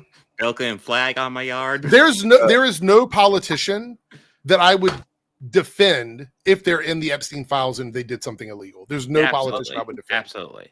None of them. So I want to watch this clip and see if you guys have any speculation on who, or generally just who they might be, who we might learn about. People, when the list is released, that people would know. Are they people who are famous in some capacity? Yes. And are there names out there that have not been out there yet? Yes. That you were trafficked to? There's names of people that are out there that are not on the list. It shouldn't fall on the survivor's shoulders. I think there's a lot of people that just want. So this is Virginia Giuffre's brother, I believe. Them to release the names. They're like, well, you have the names, just do it. The problem with that is that these rich and powerful men can they can sue you into homelessness, would be a big part of it, but B, it puts serious threat on your life and your family's life. There were times where my sister was sitting across people and they would push a picture of her own children in front of her and essentially say, I know where your kids go to school. I mean, I alone had own threats on me from people Jeffrey who had a lot of money and a lot of power. And I think her memoir does a very good job of giving information without even having to say the names. If you do just a little bit of digging, you can figure out who these people are. But point being is there were still names up until the very end that she couldn't name because these people could, I mean, they still can come after these survivors, not just with litigation, but the fear of their life for their family and their friends and the people around them. Until the bill gets signed into law. When that transparency bill gets signed in, they cannot come after them because then it becomes public record. And that's the point I was going to say. The reason that the people who've been trafficked have not named names is because as soon as they name anyone, and these are some of the richest and most powerful people in the world, they're going to get sent straight to court for defamation. Yeah. And they can't prove anything. These victims, they don't have any other proof. What proof would they have all these years later that anything happened to them? All they have is their story, and it would be up to a court to decide who's telling the truth. I mean, they don't even have to have a solid case against them. They could just keep on dragging their ass to court infinitely because they have infinite funds to do that, and the other person will just run out of money and just die poor and destitute. Tony says, wait, hold on right here. If your favorite celebs are on that list, will you? Yes. If there's a celebrity that I like that was involved with trafficking children, 100%, I will never ever support that celebrity again. Like, I want to make this very clear, and I think this is something that most people would say, regardless of where. Well, I would hope they would say politically and socially. If someone is involved with taking teenage girls to an island to get abused by adults, like there's no coming back from that. That is like, that's it. I want that person prosecuted to the fullest extent of the law. Just no question. No. Well, Birdman had a comment here. I want to highlight this. I know you did, Dane, a minute ago or whatever. But Birdman says Republicans build parasocial relationships with politicians, so they think those that aren't Repubs do too. That's why they think we would care if demos are in the file. Yeah, like I don't like all of them come after every fucking one of the independent, Democratic, Green Party, Libertarian. I don't give a fuck. Whoever you are, if you're in those files, you should be held accountable for all of that. Secondly, what you're saying here resonates so much because it's the anecdotal stuff that Republicans do, like all these stories where I knew someone in the bathroom that was taken advantage of or whatever. They build these stories up that are anecdotal, and so their followers connect with them on a deeper level because of that, and then you end up with these parasocial relationships. It's all like a big pyramid of bullshit. So I agree with that 100%. The other side of the coin of what you're saying there, Eric, is that they use anecdotes constantly, and at the same, what that does is they're avoiding data in many cases, unless it's data they can manipulate to their advantage, right? So like data, stats, basically they don't understand it, or they don't use it to convey information to their constituents. So yeah, you don't have people that don't understand how things actually happen on a broad societal scale, and they just zero in on these fucking anecdotes of like something they heard happened or something happened to them. Yeah. So I was laughing at Nate's comment. No, not the libertarians. Yeah, yes, libertarians too. Columbia Rican here with the $5 super chat. I don't know if you all got to see Asman trying to hit Kyle Kalinske back, but he failed on so hard doing it. Basically, he didn't like Kyle calling him out. Well, I mean, Asmongold has come after me before, twice actually. So like, I know how it feels to be targeted by Asmongold, because his little minions will come over and like leave all kinds of awful, like, to be honest, let me tell an anecdotal story here. To be honest, his followers are probably some of the worst ones that I've had to deal with in terms of my comments. Like, Asmongold supporters they use slurs.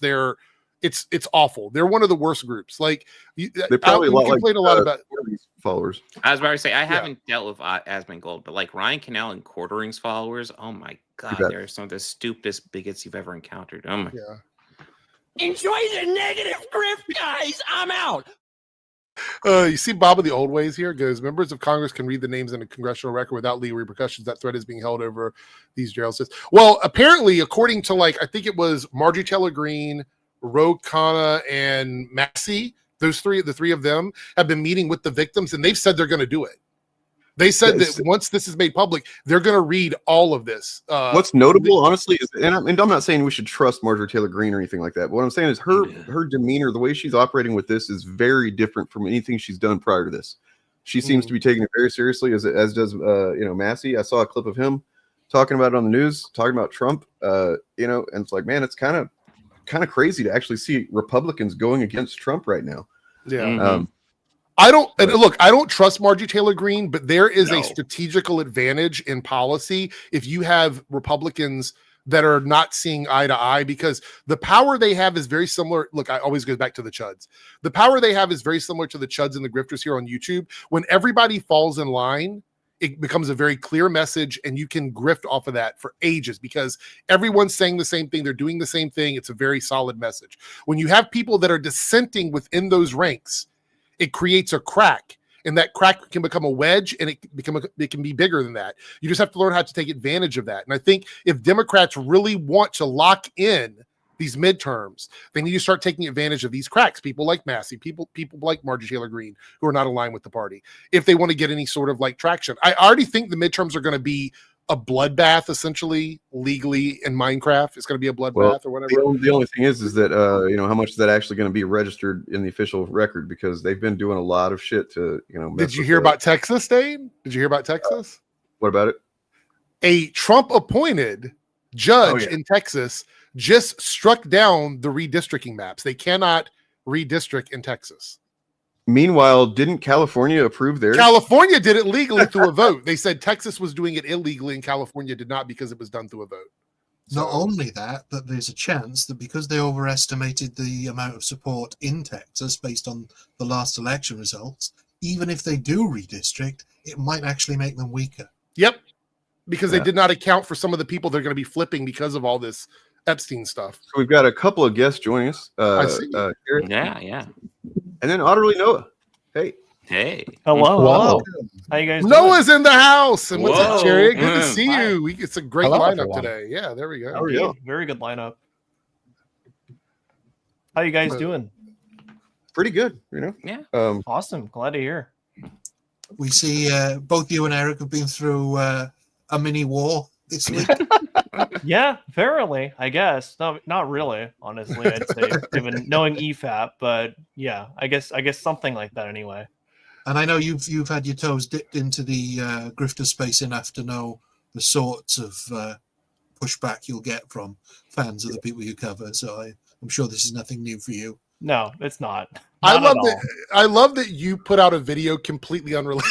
Like the next video you put out was completely unrelated, and I was like, "This is so great!" Like you just completely ignored it, and just moved on. It was so funny to me. That's really the best. Yeah, because I don't really, giving EFAP attention. I think is just what they wanted. So I just personally didn't feel like even covering them. It was just they kind of made a fool of themselves on that stream, in my opinion. Have you ever? So I was curious about this because we've never actually talked. But I followed your channel for a while, and we get covered on Reddit quite often. They kind of like there's a bubble of names that I always see together. It's like Otterly Noah, Eric D. Bunks, the Birdman, the Fandom Initiative, all this. Like they always kind of bubble us all together. And so, have you ever been targeted by EFAP before? Or was this the first time? This is my first time, actually, which was surprising. I was surprised this is the first time they'd cover me, but yeah.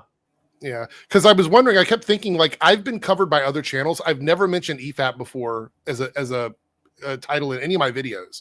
So it's like, why me? Why did I stand out? Because your video, my video, and Birdman's video not only dropped the same day, but within like the same 2-hour time frame on exactly like last week. So I'm like, all of our videos came out around, not planned at all, by the way. Like I saw his video. I was like, how did we do this all at the same time? Anyway, we all did it at the same time. I mean, and yeah, go ahead, Bob. I was just gonna say, I wonder if it's just a strategy for them, because I know I was covering people like Nerdrotic and Critical Drinker when I first started covering this stuff, because they're the big dogs. They're the ones that everybody listened to. That's what I was focusing on. And then all of a sudden I got Rags fans commenting on me. I was like, okay, I don't even really know who Rags is. And I found out he started covering my stuff. And it's like, well, you remember, I think probably all of us, I'm going to see if it's the same thing with you, Noah, and Sherrod as well. But like Rags subscribed to my channel very early on.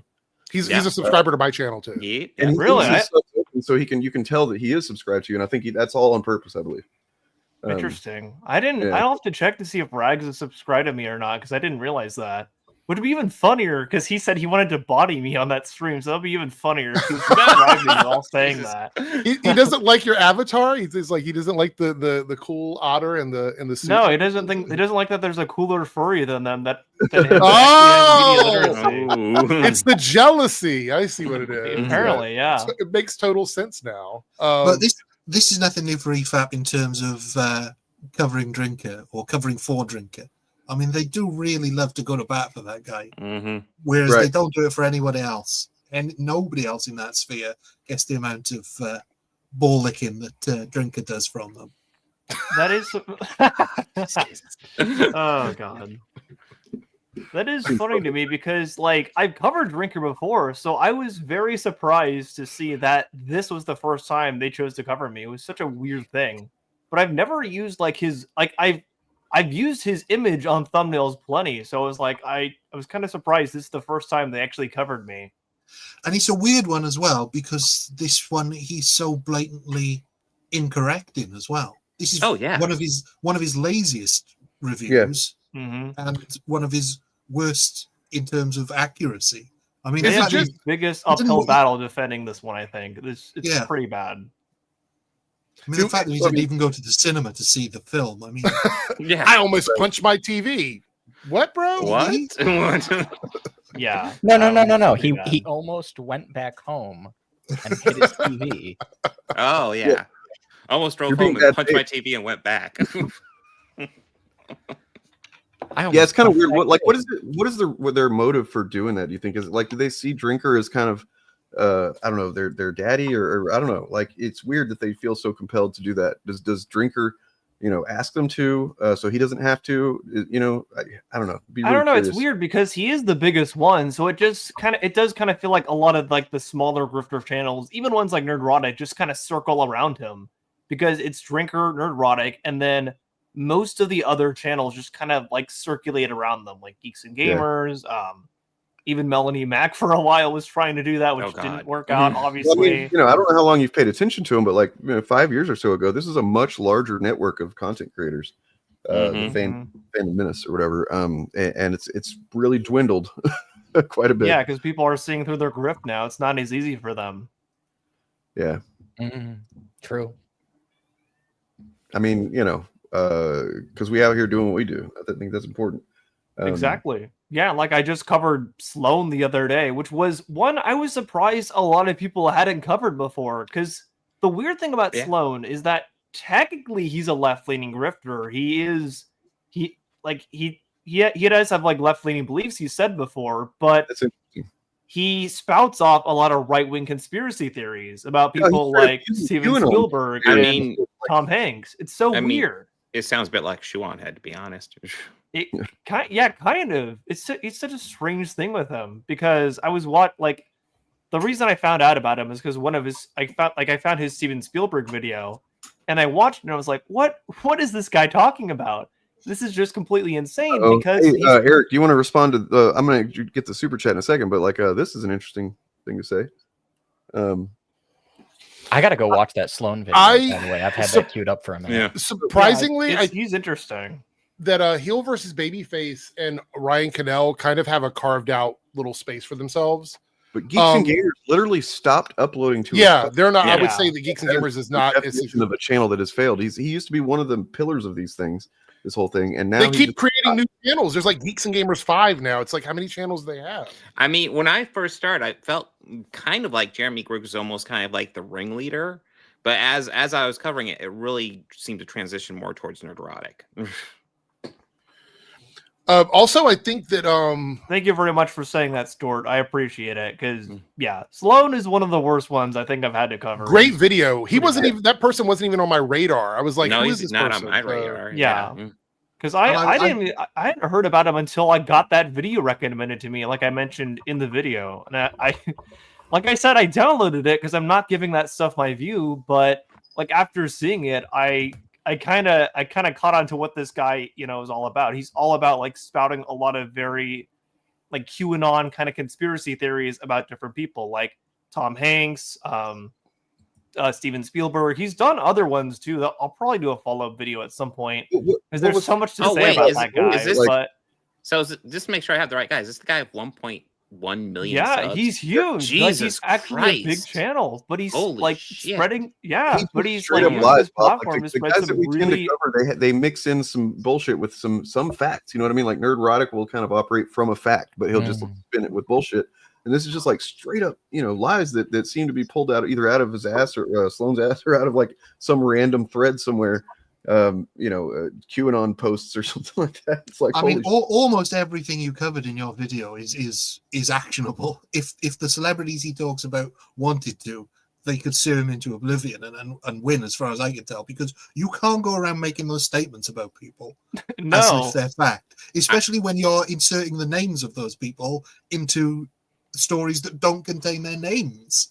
Yeah, exactly. And that's precisely what he did with both Steven Spielberg and Tom Hanks, because he pulled those like blind items or whatever from that one website, which, like I said in the video, is already controversial because of the guy that runs it. And neither Tom Hanks nor Steven Spielberg were even mentioned in those stories that he was pulling up. So he's just straight up lying. I'm not going to lie. Looking at his thumbnails, I feel kind of like when I first discovered Nerdrotic's channel. I'm like, who watches this? Who looks at this thumbnail and says, "Oh boy, I want to see what he says"? I think they're very comparable. Yeah. I've got this $10 super chat. I'm not sure whose channel that's on, but I mean, this is this happens. I mean, that's just part of the reason that they've been so successful on YouTube, is that they develop this attack mentality, this kind of hive mind that will definitely go after any channel that's small enough that they see might have some kind of a valid criticism of them or whatever. Like they will just bombard the channel. It's happened to all of us, I'm sure. Yeah. I started my channel knowing that it would happen, because I'd started seeing it happening around before I ever made a YouTube channel. I was like, wow, there's some weird shit going on here. And so I was like, I expected it to happen. But I've had several people over the years ask me, what do I do to get them to not, bombard my channel? I'm like, you don't. You just have to not pay attention. You gotta roll with it. I don't care. That's good. Actually, I eventually started seeing it as a mark of success. The more they come after me, I'm doing something right, Yeah, exactly. But yeah. Hopefully don't give up on your channel, though. Hopefully that didn't discourage you. So yeah. Did we see there was another super chat here, right here? Do we look at this one yet? From DJ LOL. It's a £5. I always love it when people insult us furries, since they're almost always unoriginal. That we will like to do with animals so predictable. It's funny. Yeah. That's why I've gotten a lot, obviously. Yeah. It's just very easy. Like, oh, you're a gay furry, which is funny because I'm actually not gay, but they always assume that. It's very funny. All right. We had another. Did we have another one here? Oh yeah, Toy Gains here, 199 super chat. I love your icon there. Opinions on July's poor ISOM action figure sales. I mean, look, action figures now. He does, and I think there's been some belief that the action figure stuff is what's tanking his company. Because action figures are really expensive to make, and they require massive. Like you can't just buy 100; you have to buy like thousands of them. Well, yeah, that's how come Marvel and DC just sell the licensing and have other companies do that shit. Yeah. So that's one of the issues he's having. I actually think that some of the stuff we're seeing him do strategically with his business is because of these buying up all these action figures. Yeah, and $40 each. Jesus Christ! Oh my God. Yep. So I decided to spoil myself a little bit, and I just clicked on Sloan's channel. Just to kind of scroll through to see what I'm in for with that video. After the end of the show, that's the next thing that I'm doing. And I scrolled down, and some of the stuff that is on this channel, I was looking for like an adjective to describe what I'm seeing, but I think the word is actionable. It really is. I just feel gross looking at that channel. It's like, y'all are gonna make me look at it now. I haven't looked at the whole channel, but I'm gonna go look. There's so many faces. Something for sure. Yeah. Oh my gosh! What are these thumbnails? What are these thumbnails? Do you know what I mean? It's the faces. It's like collages of people's faces. Yeah. He also unironically believes in the Illuminati, and he thinks that Jim Carrey was trying to whistleblow people on the Illuminati. It's a whole thing. He's something for sure. There's straight up stuff in these video titles that is like, you can't accuse these people of committing crimes. You can't just say that. No, that's pretty crazy. I mean, it does get trickier when they're public figures, but like there still is a line with that. There was a case, I can't remember how long ago it was, but there was a vlogger from, I believe, Atlanta who made some comments about Cardi B. I think that's who it was. And Cardi B took them to court and won. And so there is a standard that can be cited in case law that would show that you have to do your due diligence to make sure what you're saying is true, because even if I were to pull up an article from, say, Cosmic Book News and read that off, that's their article. So if you came after me, I could say, well, I read the article, I didn't know that it wasn't true. But if someone is just making up, hold on, somebody's at my door. Hold on. Okay. If I just make stuff up and I pretend that I have my own sources, which is what a lot of these people do, that makes you accountable for all of it. So, was it Megan Thee Stallion? Was it? It might have been. Let me look it up here. You guys continue. I'll look it up. I can't remember who it was, but let me double check. Birdman might be right. That could. It's also, I mean, up to a certain point. I mean, again, I'm not a legal expert, but I do kind of feel like there's a lot of YouTubers who just say a lot of stuff and they get by because nobody's bothered to do anything about it. But like, there's only so much you can defend by saying like, oh no, I actually said in Minecraft. No, I actually what I really said was I just heard it. I said it might be true. Like on the Tom Hanks one, he says like it's all alleged, but he's presenting it as objective fact. So it's so stupid. So here's the lawsuit. It was Cardi B versus Tasha K. Tasha K posted 20 plus videos about Cardi B, making allegations about Cardi B that she had worked as a prostitute, she had used and sold cocaine, she contracted herpes and HIV, among other rumors. Wow. All of those claims were false, according to the lawsuit. It was filed in 2019 in Georgia. She brought about defamation, libel, and slander because it was both video and writing. Invasion of privacy for like trying to find details about her health. Intentional inflict of emotional distress. A jury found Tasha K liable for defamation, invasion of privacy, and intentional emotional distress. They awarded Cardi B $1 million in general damages, $250,000 for all the expenses that she had to use to bring to court, And the total judgment with everything, all the fees and stuff, ended up being $3.8 million for Tasha K. Now she appealed it, but the appeal has not been, they've not allowed it. She was ordered to stop making derogatory, disparaging, or defamatory statements about Cardi B and her family, and she had to make an apology video, but she still owes the $3.8 million. So okay, and then Birdman was actually updating the chat during that time. So Megan Thee Stallion actually has a case currently against Milagro Grams, slaughtering that name, who is essentially a social media blogger who's been, spouting shit about her. So that's a current case that's going right, on. and chances are that case will look at this case to like they'll use this in court, which is why like when you're talking about Sloan, like all it takes is one celebrity to go, this person is doing this to me, and then now we have a case with Megan Thee Stallion, we have Cardi B's case. Like this could end you in big trouble. You need to make sure that when you're going after celebrities and saying things at that level, especially about their health and stuff, like that's got to be really careful. Yeah, Sloan does not cite any of his sources, and he never provides anything at all. He just he literally just makes up stuff, like I was saying in that video, like pulling stuff from blind items and like kind of framing a scenario to look like Steven Spielberg or Tom Hanks was doing something when they really weren't. It's just stupid. I agree with what somebody in chat said. Like he's basically just the new Perez Hilton. That's literally it. Yeah. That's a great point. Yeah. Flockavelli here says, problem is Tasha K is very internet famous in the defamation work. If you don't have a lot of online traction, I think it's harder to get defamation. But we're talking about a channel with 1 million subscribers. So I think that there would be an argument there that person, and also based on the videos, like the video views are between 100K to 900K views on these videos.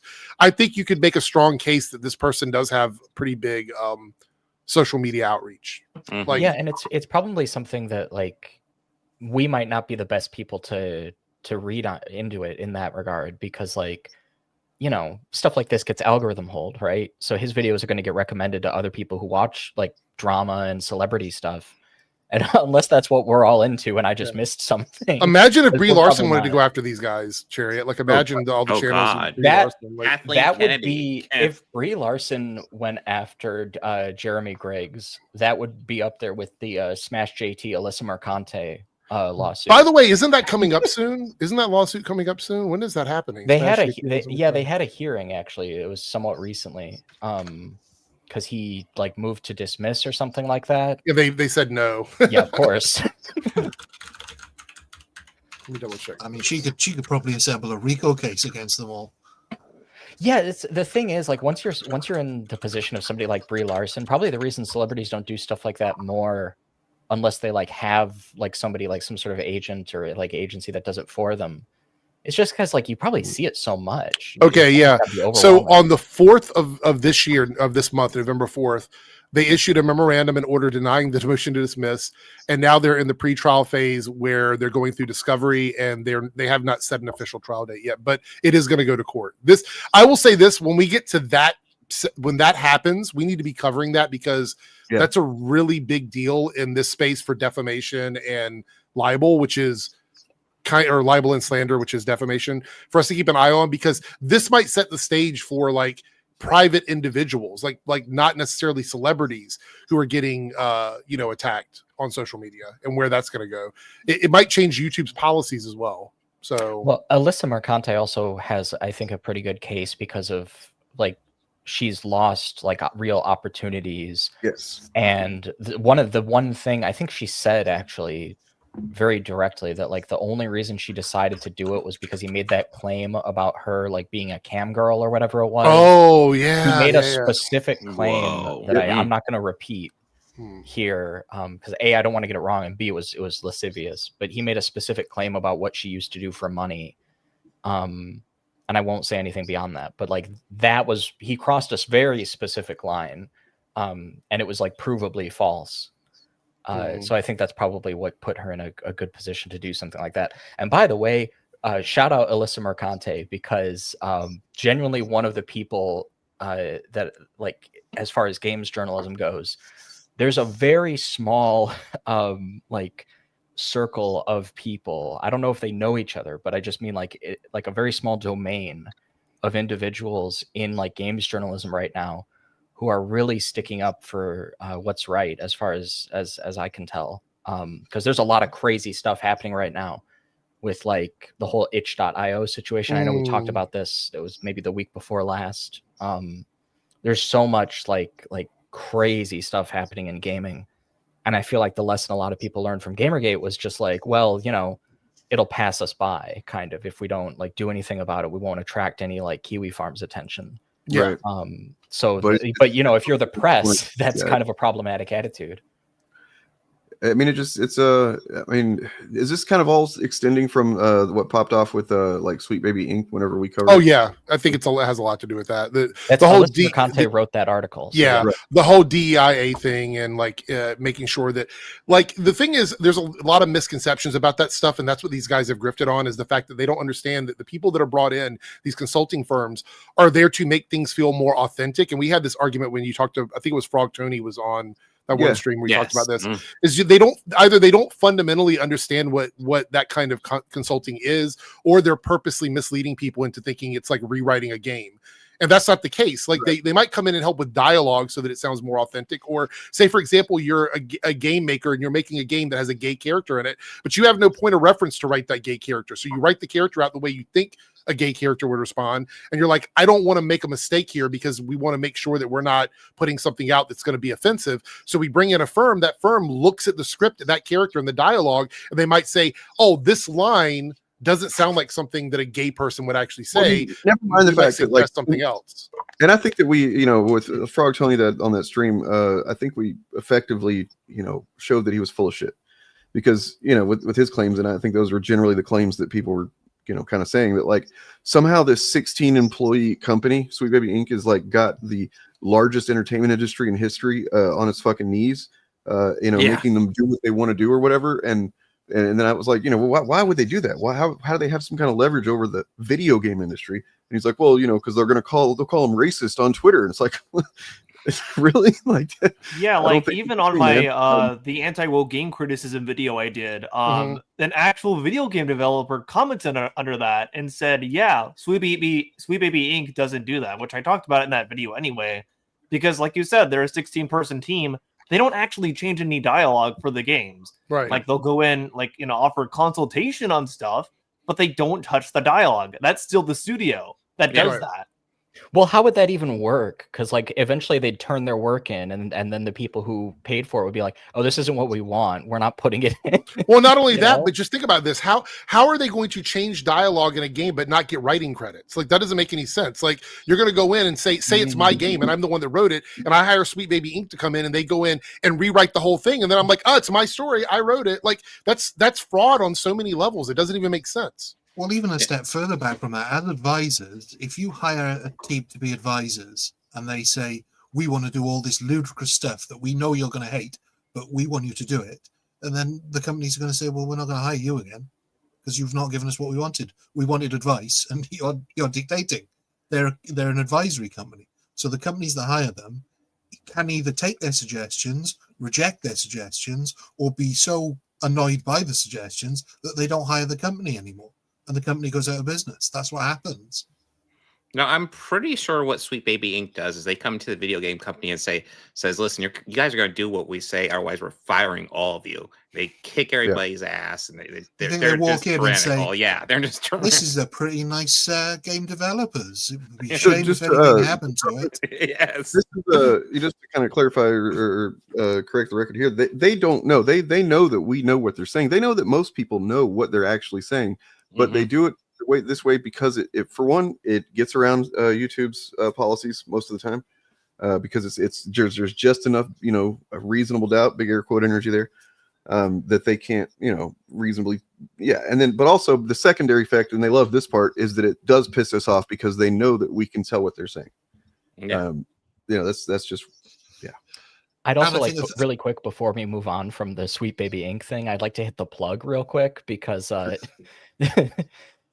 anybody who wants to see something extremely funny should watch that Back and Forth, because that is like a top 5 chariot jujitsu moment, where I put that guy in a verbal headlock. Yeah, I'm gonna pull it up. It's very. It was one of my like I don't do debates. I mean, I did like left-wing political content for years, and I was always the kind of person who's like, I don't really know if debates like helpful for education and like the political environment or whatever. But then I had that, and I was like, oh, I should try. That was actually a lot of fun. I mean, debates can be fun. Sometimes they're boring, but you can find like lots of clips like this were just, you know, a couple of minutes long, most of them, where some chud is being, you know, either exposing himself for being dishonest or stupid or wrong or whatever, or something like this example. This is on the SHILL Clips channel, which is linked below.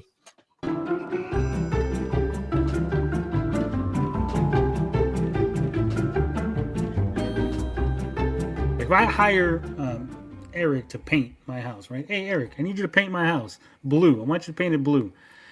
And so that's the parameters, paint it. And he's out there painting it, listening to music. I go, I didn't hire you to listen to music. You go, well, you can't control what music I listen to. As long as the house gets painted, I've fulfilled the parameters of my job. So if the company goes, hey, I need you to make a new action-adventure game set in the 1980s Miami, and we give it to them, that should be it. That should be the end of where they, you know, they get off and on, right?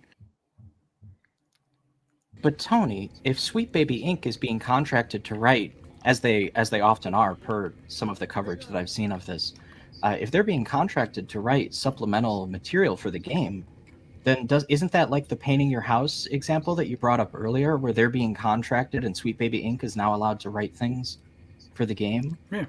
Uh-oh.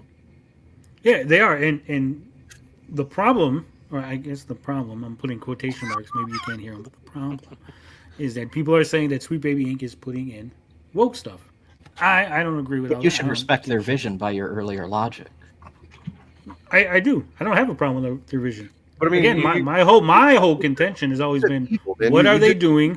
And it's like I think it's fair. Can we get you to agree that you can't really justifiably use the word evils or say that they are contributing to some kind of evil plot or anything when you literally don't have a shred of evidence that that's actually happening? Can you acknowledge that? Did I say evil plot? In your video, you did say evils. The evils that they're doing, yeah. To recap, Sweet Baby Inc. recently became the target of a group which claimed the company was forcing studios it worked with to increase diversity within its games and accused of it of pushing a, quote, woke agenda into the industry. Following a report into the claims by Kotaku, a number of game developers have spoken up to clear up misconceptions about what companies like Sweet Baby Inc. actually do. I'm going to stop you right fucking there, okay? Eurogamer, let me stop you right fucking there, okay? If a company is being accused of nefariously injecting personal politics into their games, if they're being accused of all these evils, probably. I don't know, I say a lot of things. Shout out to that guy. Hope he's doing well. And pretty much from there, he kind of everything was downhill for him. I like to give us credit for that, but nonetheless, like, I mean, and then the argument he's making in his video itself too is fucking insane. It's like, if someone accuses this company of doing something and their response was we don't do that, that's not what we do, here's what we actually do, and then his response to that is, okay, now I know you're lying because you denied it. It's fucking ridiculous. But yeah, I think the whole woke agenda stuff in video games is such a lazy talking point, and it's actually not doing much anymore. Kabrutus has kind of disappeared into obscurity. Nobody really cares about him anymore, and the whole, like, what is it, DEI detector stuff or whatever bullshit they made. Yeah, like Grums has definitely gone downhill a lot. Yeah, thankfully, yeah, for sure. I made a video the other day on Grums. I can't remember what it was that I was talking about, but it's like people just aren't engaged with Grums anymore, so it's almost like there's no point in even like debunking him because his reach is manufactured now. It's all fake. I'll just see a screenshot of somewhat of his tweets here and there that's like obviously him trying to get in on some topic as like that's trending or whatever, and it's like, oh, that's sad, man. I actually think his grift of a game is kind of like exiled him from a lot of people because he's been taking money crowdfunding this game that's just never going to happen, and a lot of channels don't want to fuck with that anymore. For a while now, man. You know, why not? Yeah, well, I think the difference is that it's his game has been, what is it, like 2017? It's been a while. Like, it's been a minute. He's raised like close to $700,000-$800,000 on it. And it's like, not only is it probably never coming out, but the beta version that he has for years was like just garbage. It was a garbage, like, wasn't even an asset flip. It wasn't like an asset flip, which, by the way, you can make asset flip games and put them out on Steam in a short amount of time. His game is just like poorly done at every stage. The artwork, the design, the combat, all of it's bad. And so you have that going on. And then apparently he tried to inject it with AI to make the process go faster. And that made it even worse. So yeah, he's cooked. This whole shit is cooked. The production schedule for his game, you have to admit, though, it is pretty strenuous. Like point A is obviously like pitch this kind of like straightforward game project. And, you know, point C is, you know, obviously release it. But the B in between the A and the C is tweet about black people 5 million times. Right. So actually, that's a pretty. He's working really hard. He is, yeah, 100%. No, I'd be curious if you like how aware you are of like other incidents with like Critical Drinker in the past. For example, the Japanese and Korean films incident. Have you seen that? Yeah, I have. Yeah, that was pretty funny as well. Absolutely. Like, he was the first one I covered, I think, for the, I guess I call it hunting grizzly bears now. That was the first one I covered, like him. Yeah. Yeah, like that might have been what actually like put me onto your channel. I think I remember that. Yeah, it was him, Nerdrotic, and I think Endymion actually were the first three I covered, funny enough. I forgot about that. Endymion took a while to hit my radar, but he's a pretty solidly. He's a really dumb person. He's so dumb. I'm sorry. Yeah. He's a dumb person. He's very dumb. Like when he finally did, like it was such an egregious fucking thing that I literally started a new series. I haven't done another episode in it yet, called "Delete Your Channel." Well, it's so bad. He lies.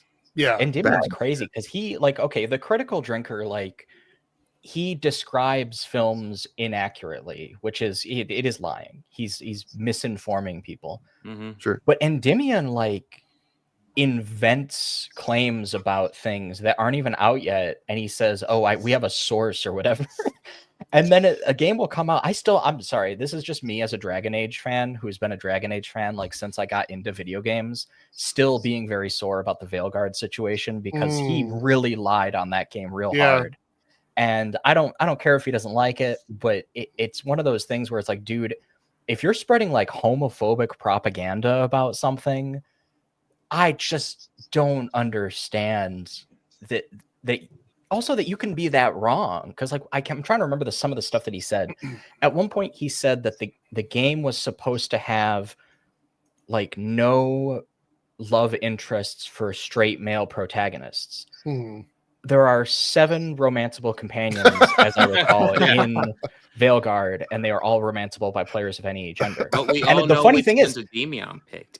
The lie didn't even make sense because he was also saying that, like, they were showing the character creator stuff and saying, like, oh, look, your character can have any pronouns and have any sex characteristics. And it's like, well, then how would the developers regulate? Given that your character can identify any way, regardless of their set, how would they regulate? But Cherry, that hits to the heart of all of it. Like when you complain about an MMO or an RPG where it's completely done by the player, that's such a lazy argument because it's not even like these are games that aren't even forcing you into situations. Like you choose to go into these situations, and so it's like it's totally disingenuous with these guys. Totally disingenuous. I think the first thing I covered from Endymion was the one where he was one of the first people that was complaining about April O'Neil's design in Team and Team Mutant Mayhem. Yeah. It was really dumb. And he was like, first of all, April is a minor in that movie. So it's just very gross that he's like, like sexualizing her basically, or saying she should be this sexual preference for him. Yeah, him and the Quartering are both known for that. Like going out like, I'm not attracted to this minor cartoon character. That was pretty dumb. And I think he also he for some reason was talking about Snake Eyes and saying and talking about how he didn't like that Snake Eyes was Asian in the new movie and he's always white. It's like, dude, nobody knows Snake Eyes is white. Most people that don't read it too much into that don't even know he's white. Why does that matter? I mean, the big thing that I think me and Dane the thing that stood up to me with him was fucking egregious, man. Where he was talking about Alan Richardson on the show Reacher, Yeah. And he was using using him as an example of like a Christian, straight Christian conservative man who, is everything, the antithesis of what the woke mind virus, blah, blah, blah. And then like, I mean, I can just show you because it's pretty epic, the rant that Alan Richardson has about this, but. Reacher, of course, is the antithesis of what Hollywood and streaming services largely want to push these days.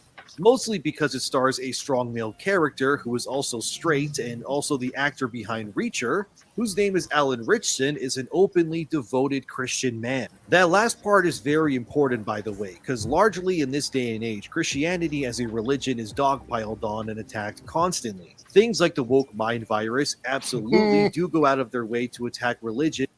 That's interesting that he says woke mind virus.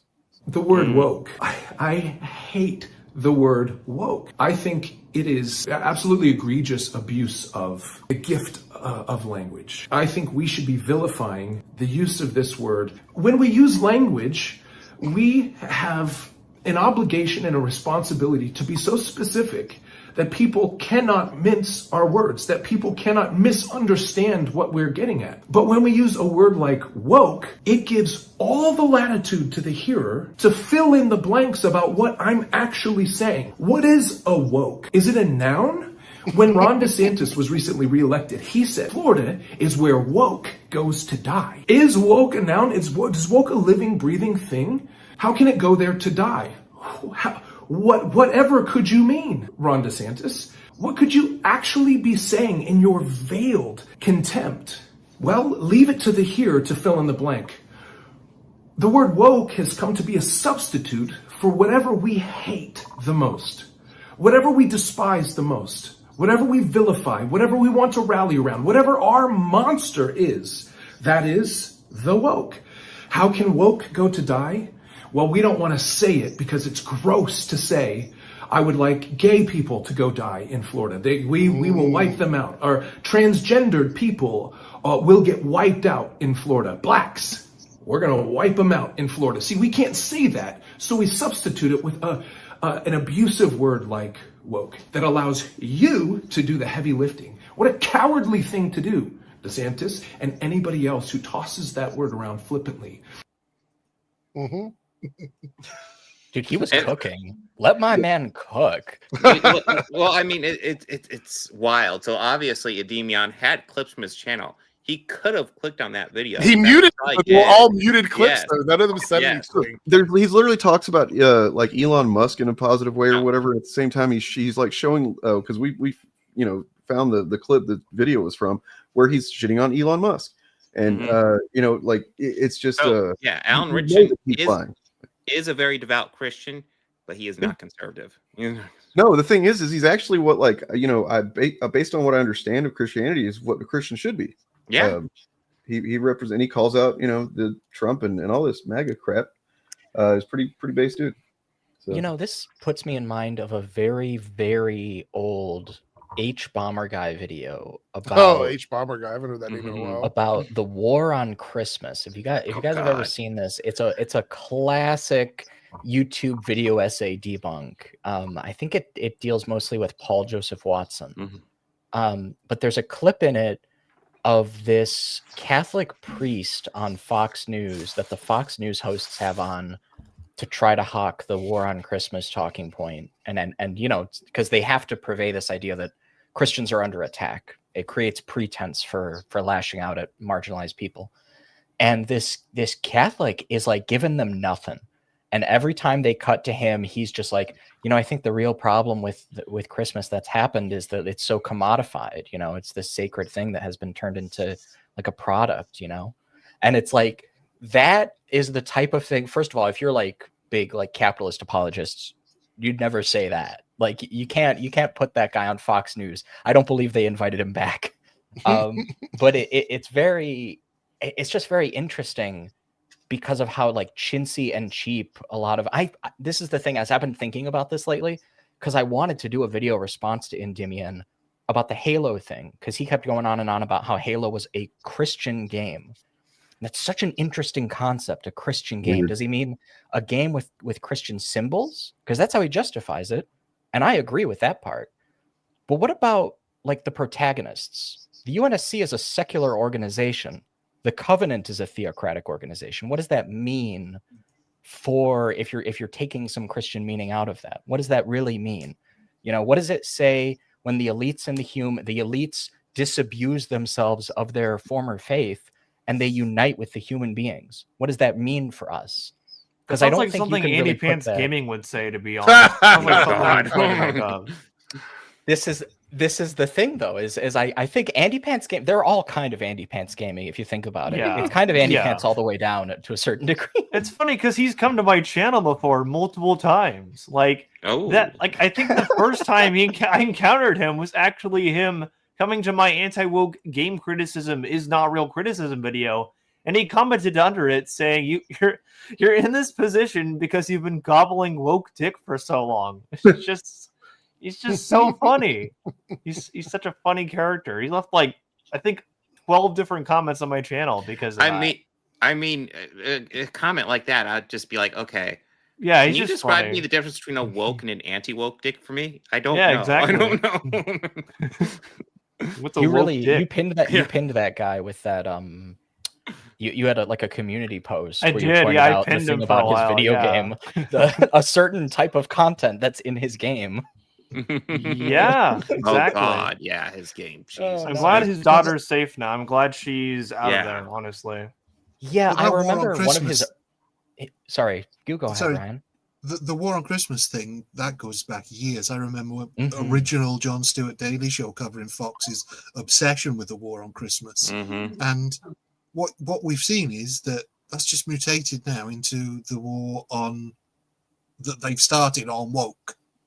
That it's always a war on something that doesn't really exist in the way that they are portraying Right. it. So you're pretty much not aware. I do a Sundays live stream every week called the Forced Adversity Podcast or FAPcast. And it is specifically about, well, it began about, we were just covering historical moral panics. Because this was prior to like the 2024 election and everything. I was seeing a trend that had been building for decades, basically, where, certain folks would create a moral panic out of some thing that either it doesn't exist or is like maybe it does, but it's like they're blowing away out of proportion, and that seemed to have like primed certain people's brains to just believe anything that kind of scared of them, or is, you know what I mean, and it made a very programmable segment of the population. And so yeah, that's a pretty fascinating thing that I like to study a little bit and talk about on that show. So check it out on Sundays on my channel. But yeah, nowadays we just kind of cover generally current events for the most part, because sadly current events are a culmination of all of that.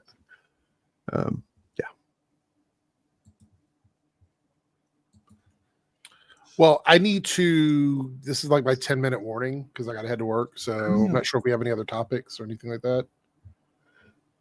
There apparently something happened in the Saltier Than Crate community or something. That seems. Are we talking about the cosplayer? Yeah, well, I'm trying to find context for that. Somebody mentioned Yeah, it. I could give you a quick. Oh, here it is. It's worth a long thing. Ash is a cosplayer, person of color, POC cosplayer, a black girl. Who cosplayed any character that she wanted, and all she got was a bunch of racism on social media about it. And so, I think I don't know when it happened, but she, I don't know if YouTube cares anymore, but she unalived herself over this. Oh, so, Jesus! Yeah. Yeah. And I mean, all you have to do is take a quick look at any of her social media and some of the top comments, and you can see like, I mean, I've seen it several times. Tons of racism. It's just common. I've seen it a lot, Yeah. I was actually going to talk about it in a separate video because I feel like I wanted to give an opinion on it that wasn't connected to anything else, because it's pretty bad. I know a lot of friends of mine that are cosplayers, and in the cosplay community, at least the ones that I'm associated with, nobody gives a fuck about like if you're doing a gender flip character, if you're doing a character that's not the same skin color as you, nobody cares. This is a terminally online thing. It really is primarily just online idiots who want to do that kind of shit. So well, I guess, to kind of, because I wasn't expecting to be bummed out like that. So because I dropped that on everybody. Here is this. That's a positive thing. Bullseye. Oh, that's good. I didn't even know that was out. Oh, so is this for Born Again season 2? Born Again season 2, yeah. I'm ready for it. Give it to me now. Awesome. Oh. Yeah, can't wait for the chuds to complain about it because it's got Jessica Jones in it.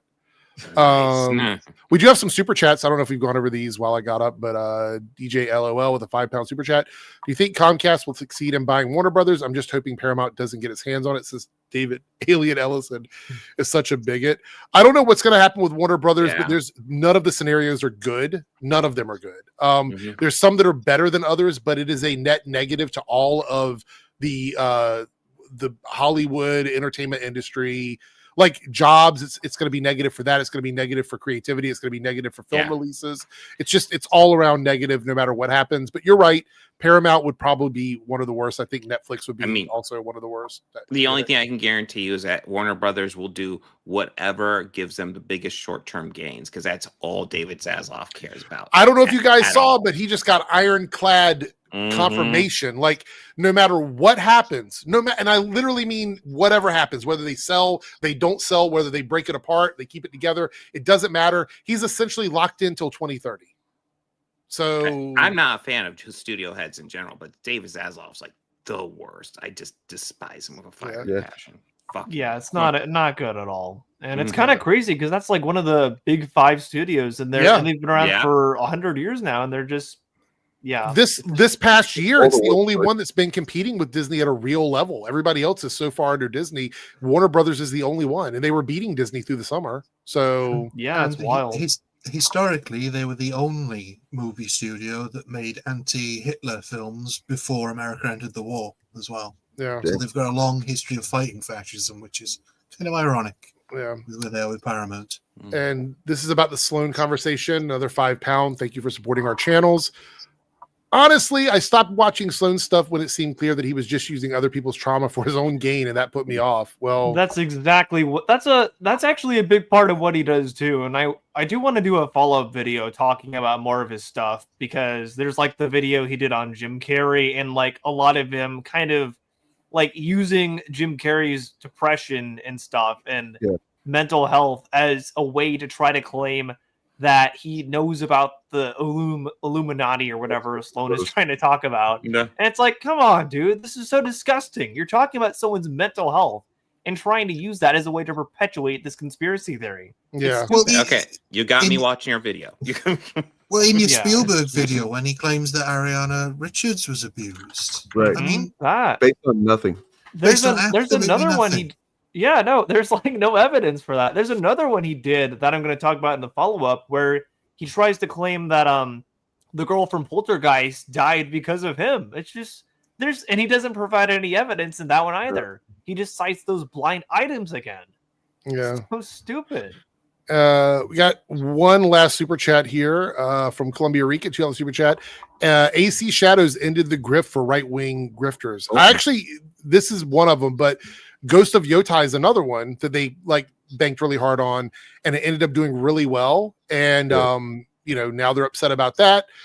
The idea of this woke mind virus thing or whatever, you can only keep going with it for so long after you claimed victory. It's like we got Trump elected, woke is dead, but then here we are a year later after his him being elected, and almost 8 months after being sworn, 9 months after being sworn in, and they're still complaining about woke. And we said this before.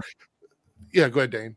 Well, I was gonna say, to your point, you got to imagine being somebody that watches this content, whether it's video games or movies or whatever, and then you believe, okay, our guy won, the woke's going to go away now, and then like you said, a year later almost, and it hasn't. You have to, every time you engage with that content, you're going to have to kind of do some kind of mental gymnastics to try to work your way around. Like, why am I still seeing this? Why is it still happening? So and those they have their narratives about like, oh, it takes a while. Remember whenever Trump was first elected, and we watched Eric July and saying, oh, it's going to be another 5 years before the woke is finally completely purged from the system kind of thing. Like they anticipated that they were going to need to give them a narrative to hang on to.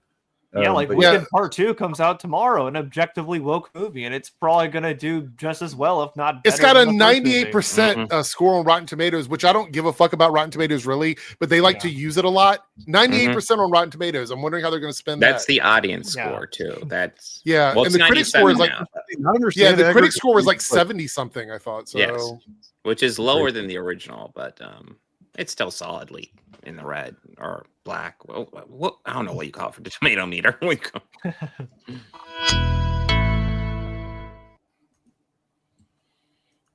was that? Oh, that. Again. Do it one more time. There we go. I was like, showing off my editing. Showing off. That was a collaboration. I believe I did the graphic and you did the video. That's true. You had the Chuds and Bigots actual graphic, and I was like, I could turn that into the actual moving thing they do. John here says Mag is like the most sourest and salty poor winners. Like y'all got what you wanted, but why are you still mad? Yeah, no, I mean that we said that, but we actually said this. I was going to say earlier. We said before that they were just going to continue to complain about stuff and make up things because they have to continue to have a business. And that business is perpetuated on because that's how fascism hate and outrage. Yeah, fascism always must have a thing to go against.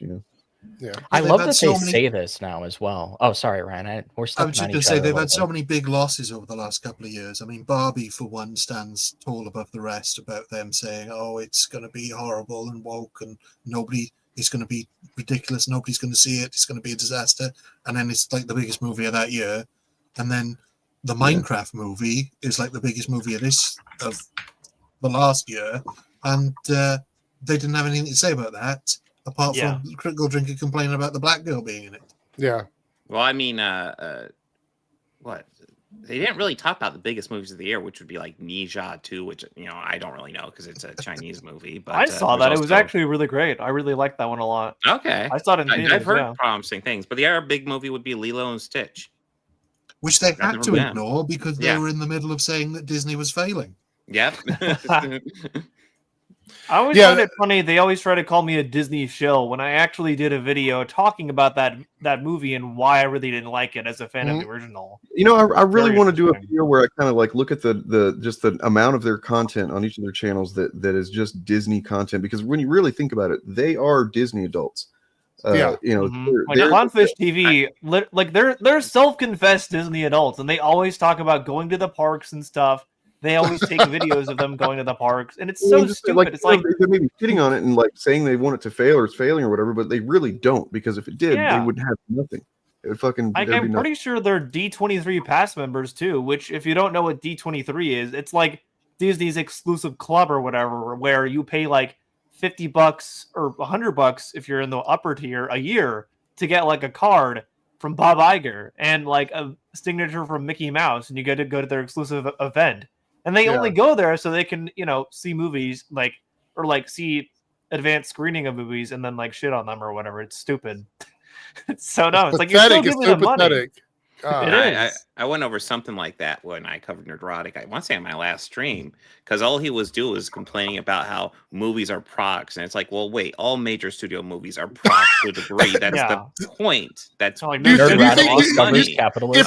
they weren't, they would just put them out for free. Here, come see our movie for free. We don't care, And it's like, okay, if you're actually concerned about corporate movies, then how often do you cover indie movies and little filmmakers trying to get out there? Oh, look at your channel. Fucking never. Oh, look. That's another thing I really hate about them, because I did talk about that I think in a different video, but like you can tell they're not actually film fans because they don't cover like independent passionate projects. I mean, they don't even cover like classic film at all, like The Godfather or like any like Citizen Kane or anything like that. They don't care. Bob, look at John's comment. Movies are supposed to make money. That's crazy, bro. Yeah. Like I'm blowing your mind here. Yeah, wow, what a shock. Whether it's in the realm of comics or movies or whatever, they don't know like anything, or they don't know as much as they let on they do. No, they don't. It's so dumb.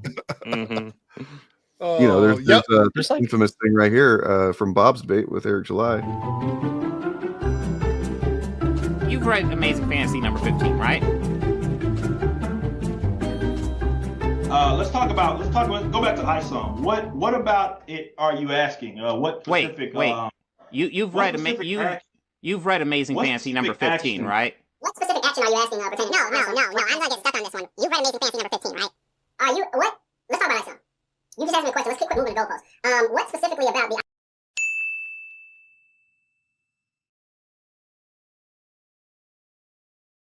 There are plenty of people that don't know who Spider-Man is, dipshit. Suffering Steve Ditko, how can you not know that Spider-Man first appeared in 1962's classic Amazing Fantasy number 15? That's a classic. That's one of the best ones. Yeah. Absolutely. I don't understand it. 142 people watched it, so I figured I'd bring out some of the old hits here. Yeah, I got to jump out of here though, but it's nice seeing everybody. It's nice chatting with you, Noah. Can't wait to do it again soon. Yeah, absolutely. Guys, make sure to subscribe to Eric Debunks. Eric's Reloaded. Yeah, come over and check out my channel. I talked about. Before I go, a fun thing was in my video. I'm talking about the decline, or my most recent video. I talk about the decline of Neurotic and Critical Jinkers views and subscribers over like the last 4 years. And someone comes in and says, well, just because they're on a decline doesn't mean their channels are doing bad. What? It's like, that's only the definition. It doesn't. What? Mean anything. Isn't that their whole thing? Is like Disney is dying because they're losing views and numbers? Like, isn't that their entire foundation of their argument? Is that stuff is dying because it's declining? And you come over here and go, declining doesn't mean that they're dying. It's like, what are we talking about here? Anyway, it's nice chatting with everybody. Play nice in my channel. Don't do anything crazy. If they're going to stay live, don't do anything crazy. We'll get put in timeout. Anyway, I'm out of here. See everyone later. See ya. Bye. Yeah. I don't understand it. Oh, Eric is something for sure. He's been a really just a font of memes. I don't know if I think it's like the combination of just his aggressive self-confidence combined with like how just really he doesn't know anything or understand anything and just how dishonest he is. I think that's the equation that makes him so like ripe for memery. It is pretty funny. It had just reminded me though that talking about this, has anybody checked it? I can't remember which of Critical Drinkers channels it's on, but he's pivoting now to doing movie set tours, or rather filming location tours. He took a little trip outside of his house to not punch any children. Amazingly. Is he doing this like in a sincere way, like he's just doing negative grift shit on it? No, I think from what I can tell, it seemed sincere. He was basically visiting places that were used for filming locations. I think that's what I tend to think about. I'll study these guys individually and be like, try to figure out at one point did they really have a sincere love for this stuff, and how does it, do they still think about it that way sometimes? Does it kind of like, is it like a longing deep in their mind? They're like, man, I wish I could just enjoy movies again or something like that. You know what I mean? But yeah. Well, I haven't checked out the view count either, but I feel like it's going to be lower. But who knows with him? But it's they're all trying to pivot away from it. But how do you get away from that when your entire audience is built on? That's kind of what I'm thinking. Yeah, because they've been grifting for so long. It's like, how are you going to like pivot to like liking movies now, basically, or just trying to praise them, just or doing actually honest reviews? Yeah. And I don't think you were here when it came up, Noah, but Eric was going through the reasons the channel might die. And one of the things is a change in content, basically, a shift in content. And that really does kill a channel because it's what you build your audience on. If they're not getting that, a lot of your audience is only there for that. I mean, for smaller channels like me, I don't care because it's a part-time job for me. I do it for me. So I don't really care how many views I get. I just like putting it out there. But if your entire career is dependent on you doing this particular content and then you pivot away, your audience isn't going to come with you.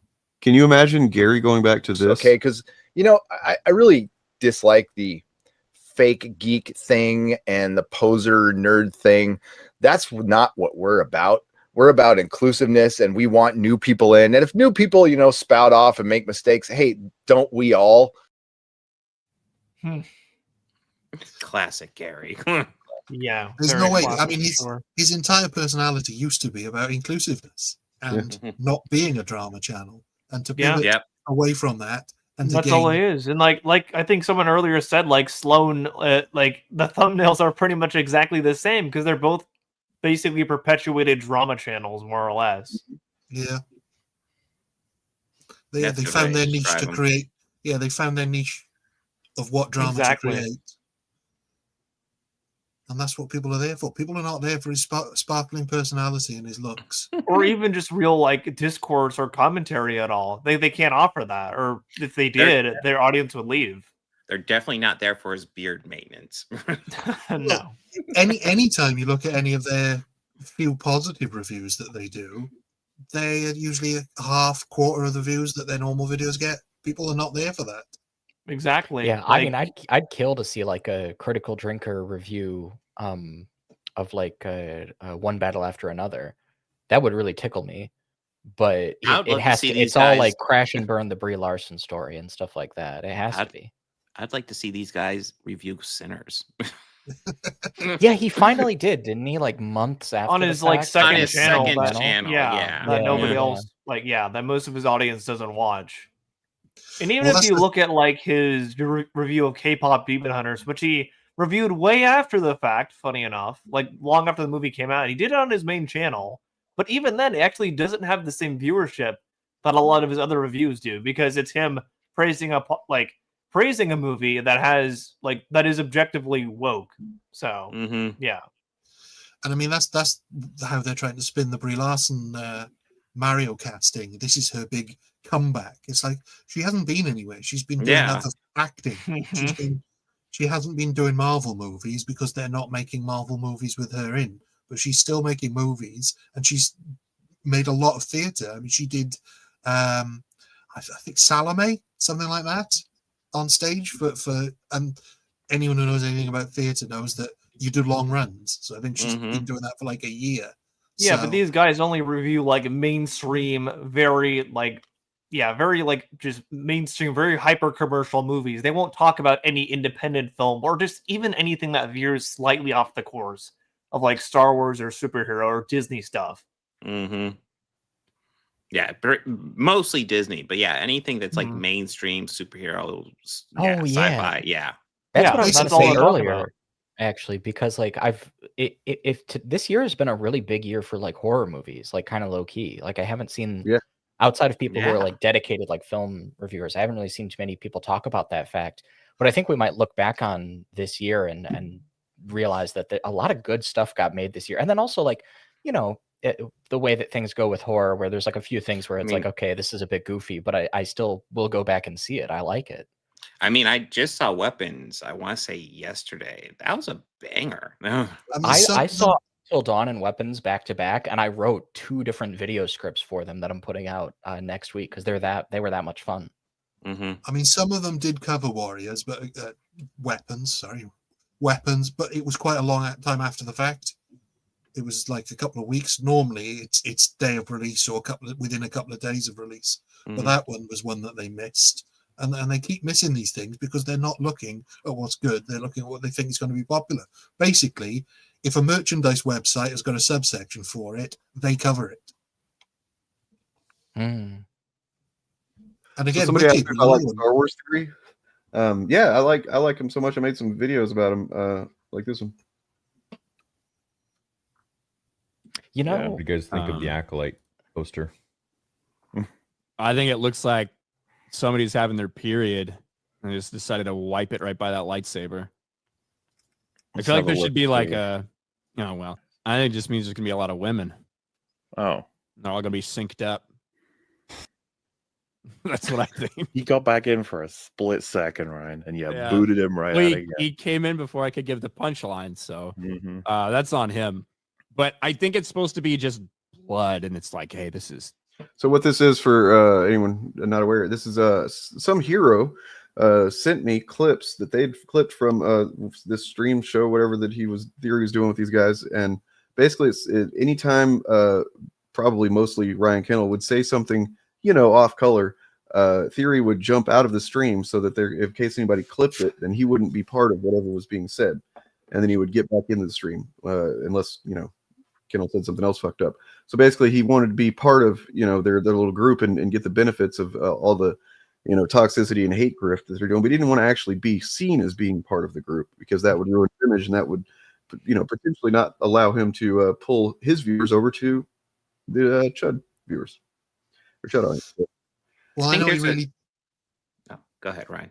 I know he really took a beating when the first series of Andor came out, and he complained about it having bricks and screws in it as if it was new to Star Wars. For such a Star Wars fan, I would have thought he would have noticed them in it before. But in an age of light, a darkness rises. Yeah, they don't just mean the skin tone of the main character. Wait, is Reaver in this? Because we get introduced that they're really the best. Respect your pronouns, I must. That's the kind of fucking Yoda we're gonna get in this one.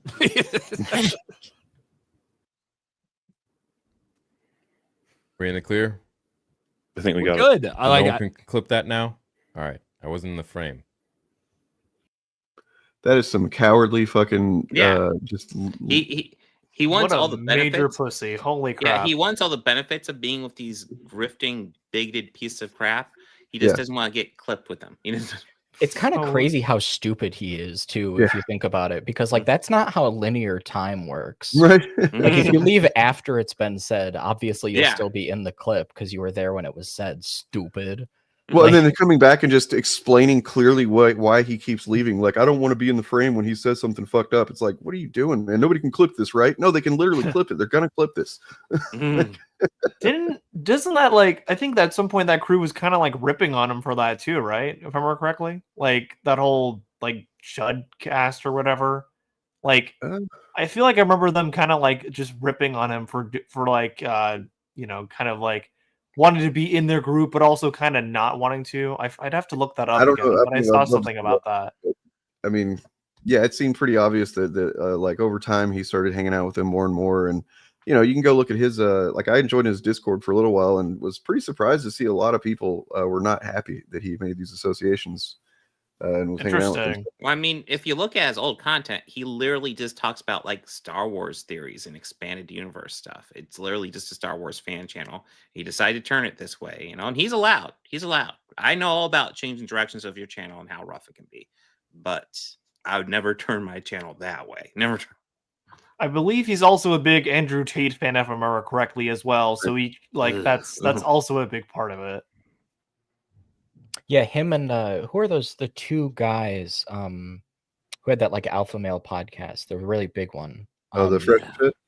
Yeah, Fresh and Fit. Yeah, those guys. Yeah, I think he watches them as well. He said it on because I took a detour once and I watched some of Star Wars theories. He had either it was a second channel or some lives that he hadn't privated yet, and I sat through them and watched them, and it was all him he was doing a Fresh and Fit react, and he was talking about what he thought they got right or wrong about women, and he came out of it seeming very moderate by comparison.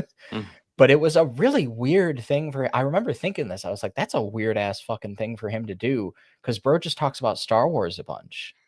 That's to out of left field be like, here's my opinions about dating women, by the way. Right. Oh, crazy. That's where the Andrew Tate influence comes in for sure. For sure. And I mean, he speaks to a lot of young guys if you really think about it, because that's it's a large part of the audience for Star Wars. So he's using that, he's kind of spreading those ideas to his audience because it's a very easy thing to pass off there. Yeah. Yeah, I think this is the thing. I mean, we make fun of these guys and we have a lot of fun here because they're so sort of inherently ridiculous. Yep. But I think, kind of going back to some of the heavier stuff that's come up this stream and to your point, Noah, I think there is something really sinister about a lot of this stuff.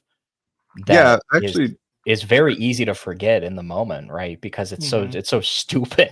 Thank you. Yeah, that's a big reason why I started. Oh, sorry. Go ahead. Oh, I'm sorry. I just want to say I have a clip I'm going to pull up that speaks to this exactly. Oh, go ahead. Sorry. All good. Yeah, I was just gonna say that's a big reason why I started going after Sloan when I realized who he was, because he's also spreading a lot of harmful ideas as well. Just kind of, I mean, sort of on a different side of the spectrum in some way. So I saw this yesterday, just randomly on my feed, and I was like, it struck me that this guy is just a more open, honest version of what these content creators are doing. One of those stories that was jaw-dropping even for me when I stumbled across it. And as I heard from the group of parents who joined us, most families have no idea that children are being targeted by adults who want to make them hate.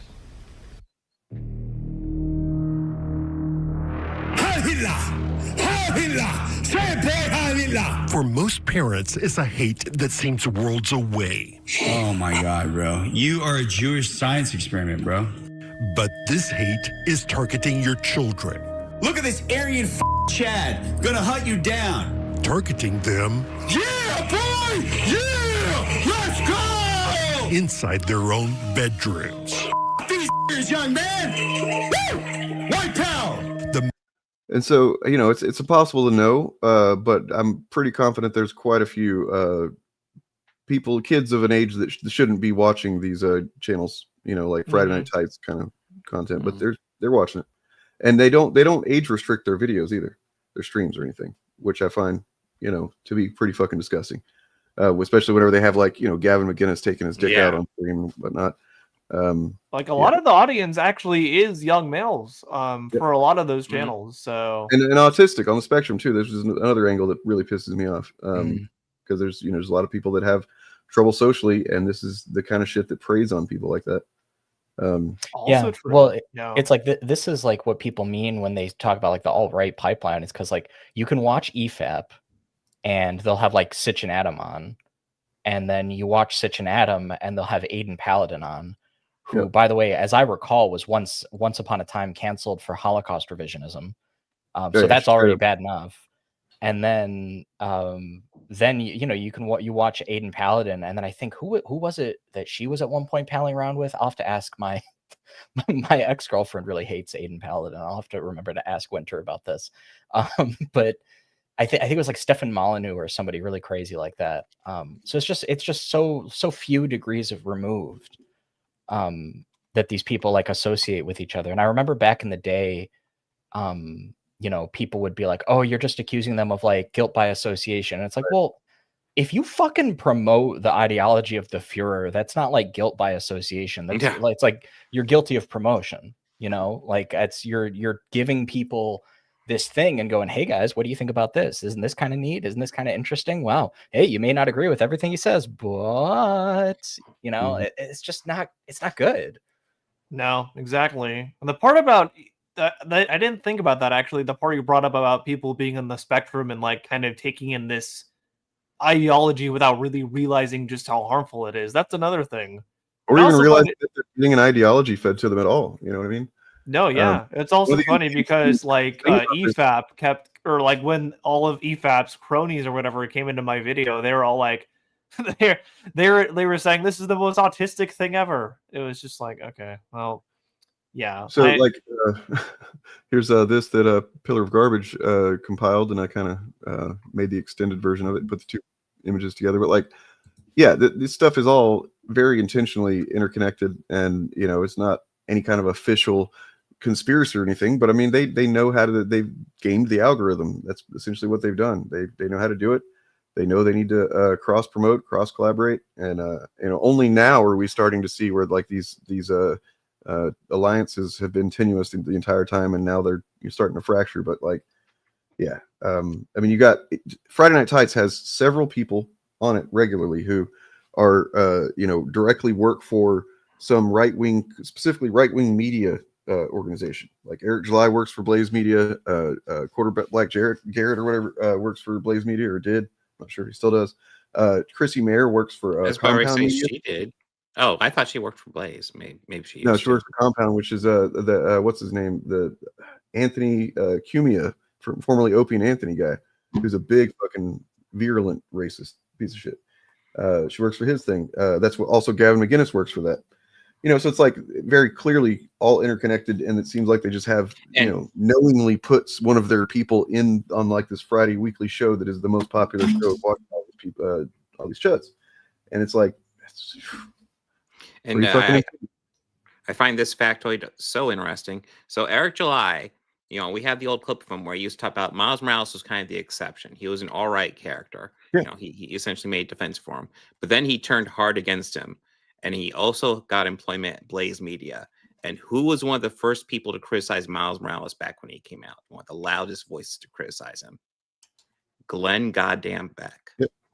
I don't think that's a coincidence. No, I don't think so either. I mean, you know, it's the kind of thing that's like there's no way to prove it, obviously, but you know, it's like you know, yeah, you can't prove it, but it is right there. Timeline lines up pretty well, and the fact that he so clearly did have one opinion that is then become the opposite opinion, just seemingly, you know, unprovoked and unexplained. Yeah, it's insidious. Derek's been fire again.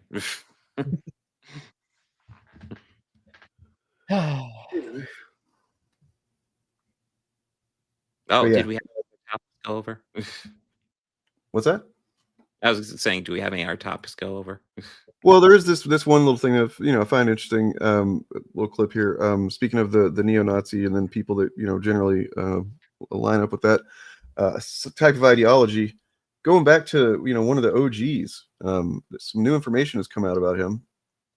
Found on material from a sofa in Hitler's bunker have been DNA tested, and the results suggest he may have had a rare genetic condition. According to a documentary set to air in the UK, Hitler's DNA has a genetic marker associated with Kallmann syndrome, which can delay puberty, lead to low testosterone levels, and a micropenis. So, oof. Oh my God. So him and Donald Trump. Him and. You know, just seems like something to know about. Did you just get this like recommended to you in YouTube? Sure. Yes. What are you watching in YouTube Shorts that put this in your? Stuff about Nazis. I'm watching. Yeah, I guess. What, you're not in the rabbit hole from Nazi peanut size? Every week, my YouTube Shorts algorithm is like live stream gaming stuff, like VTuber stuff, and whatever movie is like getting recommended to everybody that week is like what I experience in the YouTube Shorts algorithm. Also, a lot of ads. Do they increase the ad density of YouTube Shorts? Have you guys noticed that? I think they're trying to push YouTube Shorts, and that might be one of them. My partner pays for the fucking premium, so I don't see ads. Oh, la-di-da, pinky up. I'm paying for it. Can't just my use wife ad buys blocker me like the Lego rest of us. sets. Can't But yeah, I didn't really have anything else to cover. Really?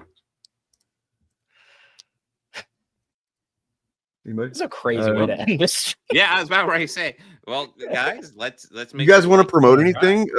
Noah, Chariot, anybody? Ryan? Not anything yet. I'm still working on the follow-up video to Slum, so I guess just that. Yeah, Check out part 1 if you haven't already. Yeah, I got to go watch that. And I actually finally have, as of today, finished the edit on the Ben Shapiro Superman video where I talk about Superman and Nietzsche and history and the Nazis and Ben Shapiro and all the stuff he believes. And I go into several of his multiple videos about Superman and talk about that at length. It's a long kind of... Isn't he like very wrong about Superman anytime he talks about him kind of thing? Like, he's very wrong about every movie he talks about. He's very wrong about him, but like the video is, I worked really hard on like the script for this video. It's like, it spares no, it's like a long ass video, but like every line is specifically written just to land in a certain way. So I worked really hard on this one. It's structurally, it's a good argument. It's one of those things where it's like, I think I argued my point so well, I actually kind of would misrepresent it if I summarized it and condensed it. So I'm gonna just let that one be out there. And then I got a Lady Ballers review in the Big 25 coming up on Friday. I wanted to do something for like Transgender Awareness Week, and I was like, you know what? Y'all are gonna be aware. Yeah. And then a bunch of movie reviews soon. Did somebody... I'm sorry, did somebody make an argument in favor of the deplatforming? Because I mean, I used to think deplatforming was a good idea, but I mean, I think evidence shows it's not really a valid, or it's not effective. I mean, look at fucking Nick Fuentes, for fuck's sake. You know, I think it depends. He was kind of falling off, and then he got a bunch of engagement, so it might be case by case. Sure, but yeah. Anyway. I don't agree with deplatforming, but I do think that YouTube needs to actually enforce its policies or get rid of them. That's it. That's what it needs to happen. Yeah. And I don't think that's deplatforming. If you break the rules, you get kicked out. It's the way it's always been. And terms of service, I guess, would be the more applicable term. Yep. Terms of service. Just fucking adhere to it. It'd be pretty cool. I'll be live on Saturday. I'm going to edit a stream clip on Friday and probably get that out sometime during the weekend. I have Fantastic Four First Steps versus Fantastic Four Rise of Silver Surfer recorded. I need to get that edited as well. Hopefully that'll be out in a week or two. But yeah, I got stuff coming out. Podcast next Tuesday. We'll be covering Gen V. We'll be covering other stuff I'm forgetting about. Oh, Sisu 2. Awesome. Yeah, I should be back to normal this Saturday, hopefully. I've had to take a forced break due to various illnesses, but yeah, I should be back to my regular content this Saturday. So people check that out if you're interested in 70s TV cop shows or detective shows. Who isn't? Everyone should be. But they are there's pretty some woke, cool stuff. so. I always love watching an old Columbo, so it's like my favorite. Dane, you got anything going on? Just a normal, probably Friday live AF thing that I do, which I think for the foreseeable future anyway is going to be, you know, just continuing to watch the fracturing and the fallout of this of MAGA, and you know, follow up on whatever's going on with these Epstein files. I know there will be a new Dane stream every time there's an Epstein files drop. That was the first thing I did when I saw that headline. I was like, Dane's got to be live right now, and I checked, and you were there with Bob of the Old Ways. I was cracking myself up. I mean, you know, I've been waiting for some movement on this issue. You know, I think we all have generally. Yes. True. It's definitely entertaining to see the fracturing happen, not just because of the Epstein thing. That's like the gut punch of MAGA, but like before that was in the wake of Charlie Kirk's murder. You know, just the factioning that happened based on that. And Candace Owens, like, I'm actually legitimately kind of impressed by her. I mean, like, she's terrible. She's, you know, she's doing like immoral, evil shit with like the content, but she's grifting at such a high level right now. It's pretty fucking impressive, to be honest. The narratives that she's spinning and stuff like that, while also like shielding herself from any kind of, you can't just point at her and say she's saying this and this, because she's just you just have to see it. It's pretty impressive. Anyway. But no, I love seeing the people kind of get, you know, have trouble, because they've created a lot of trouble for a lot of people, and it's you know, about damn time. They have some troubles too. So Actual Fandom, Chariot, Nothing But Media, Utterly Noah. Make sure to like and subscribe to all of them. Visit Organized Chaos if you have some time too. I try to do okay. Hell yeah. How do you do, fellow kids?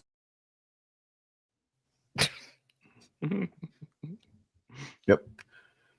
And on that note, we're going to get the F out of here. Please like and subscribe if you're not, whichever channel you're watching on, and then check out the other ones. They're also linked in the description. We do this every Wednesday, Shillcast.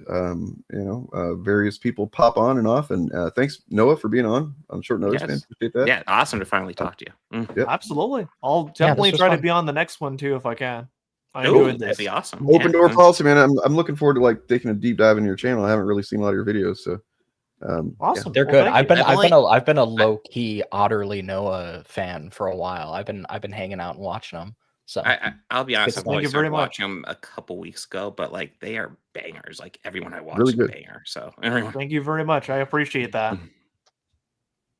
yeah. So on that note, you guys have a lovely remainder of your week, and take care of yourselves and one another and whatnot. Peace. I have never seen such a immature, whiny, little bitchy fan base in my life. It's ridiculous how pathetic these people are. Do I constantly whine and bitch and complain about it? No! But if I don't like it,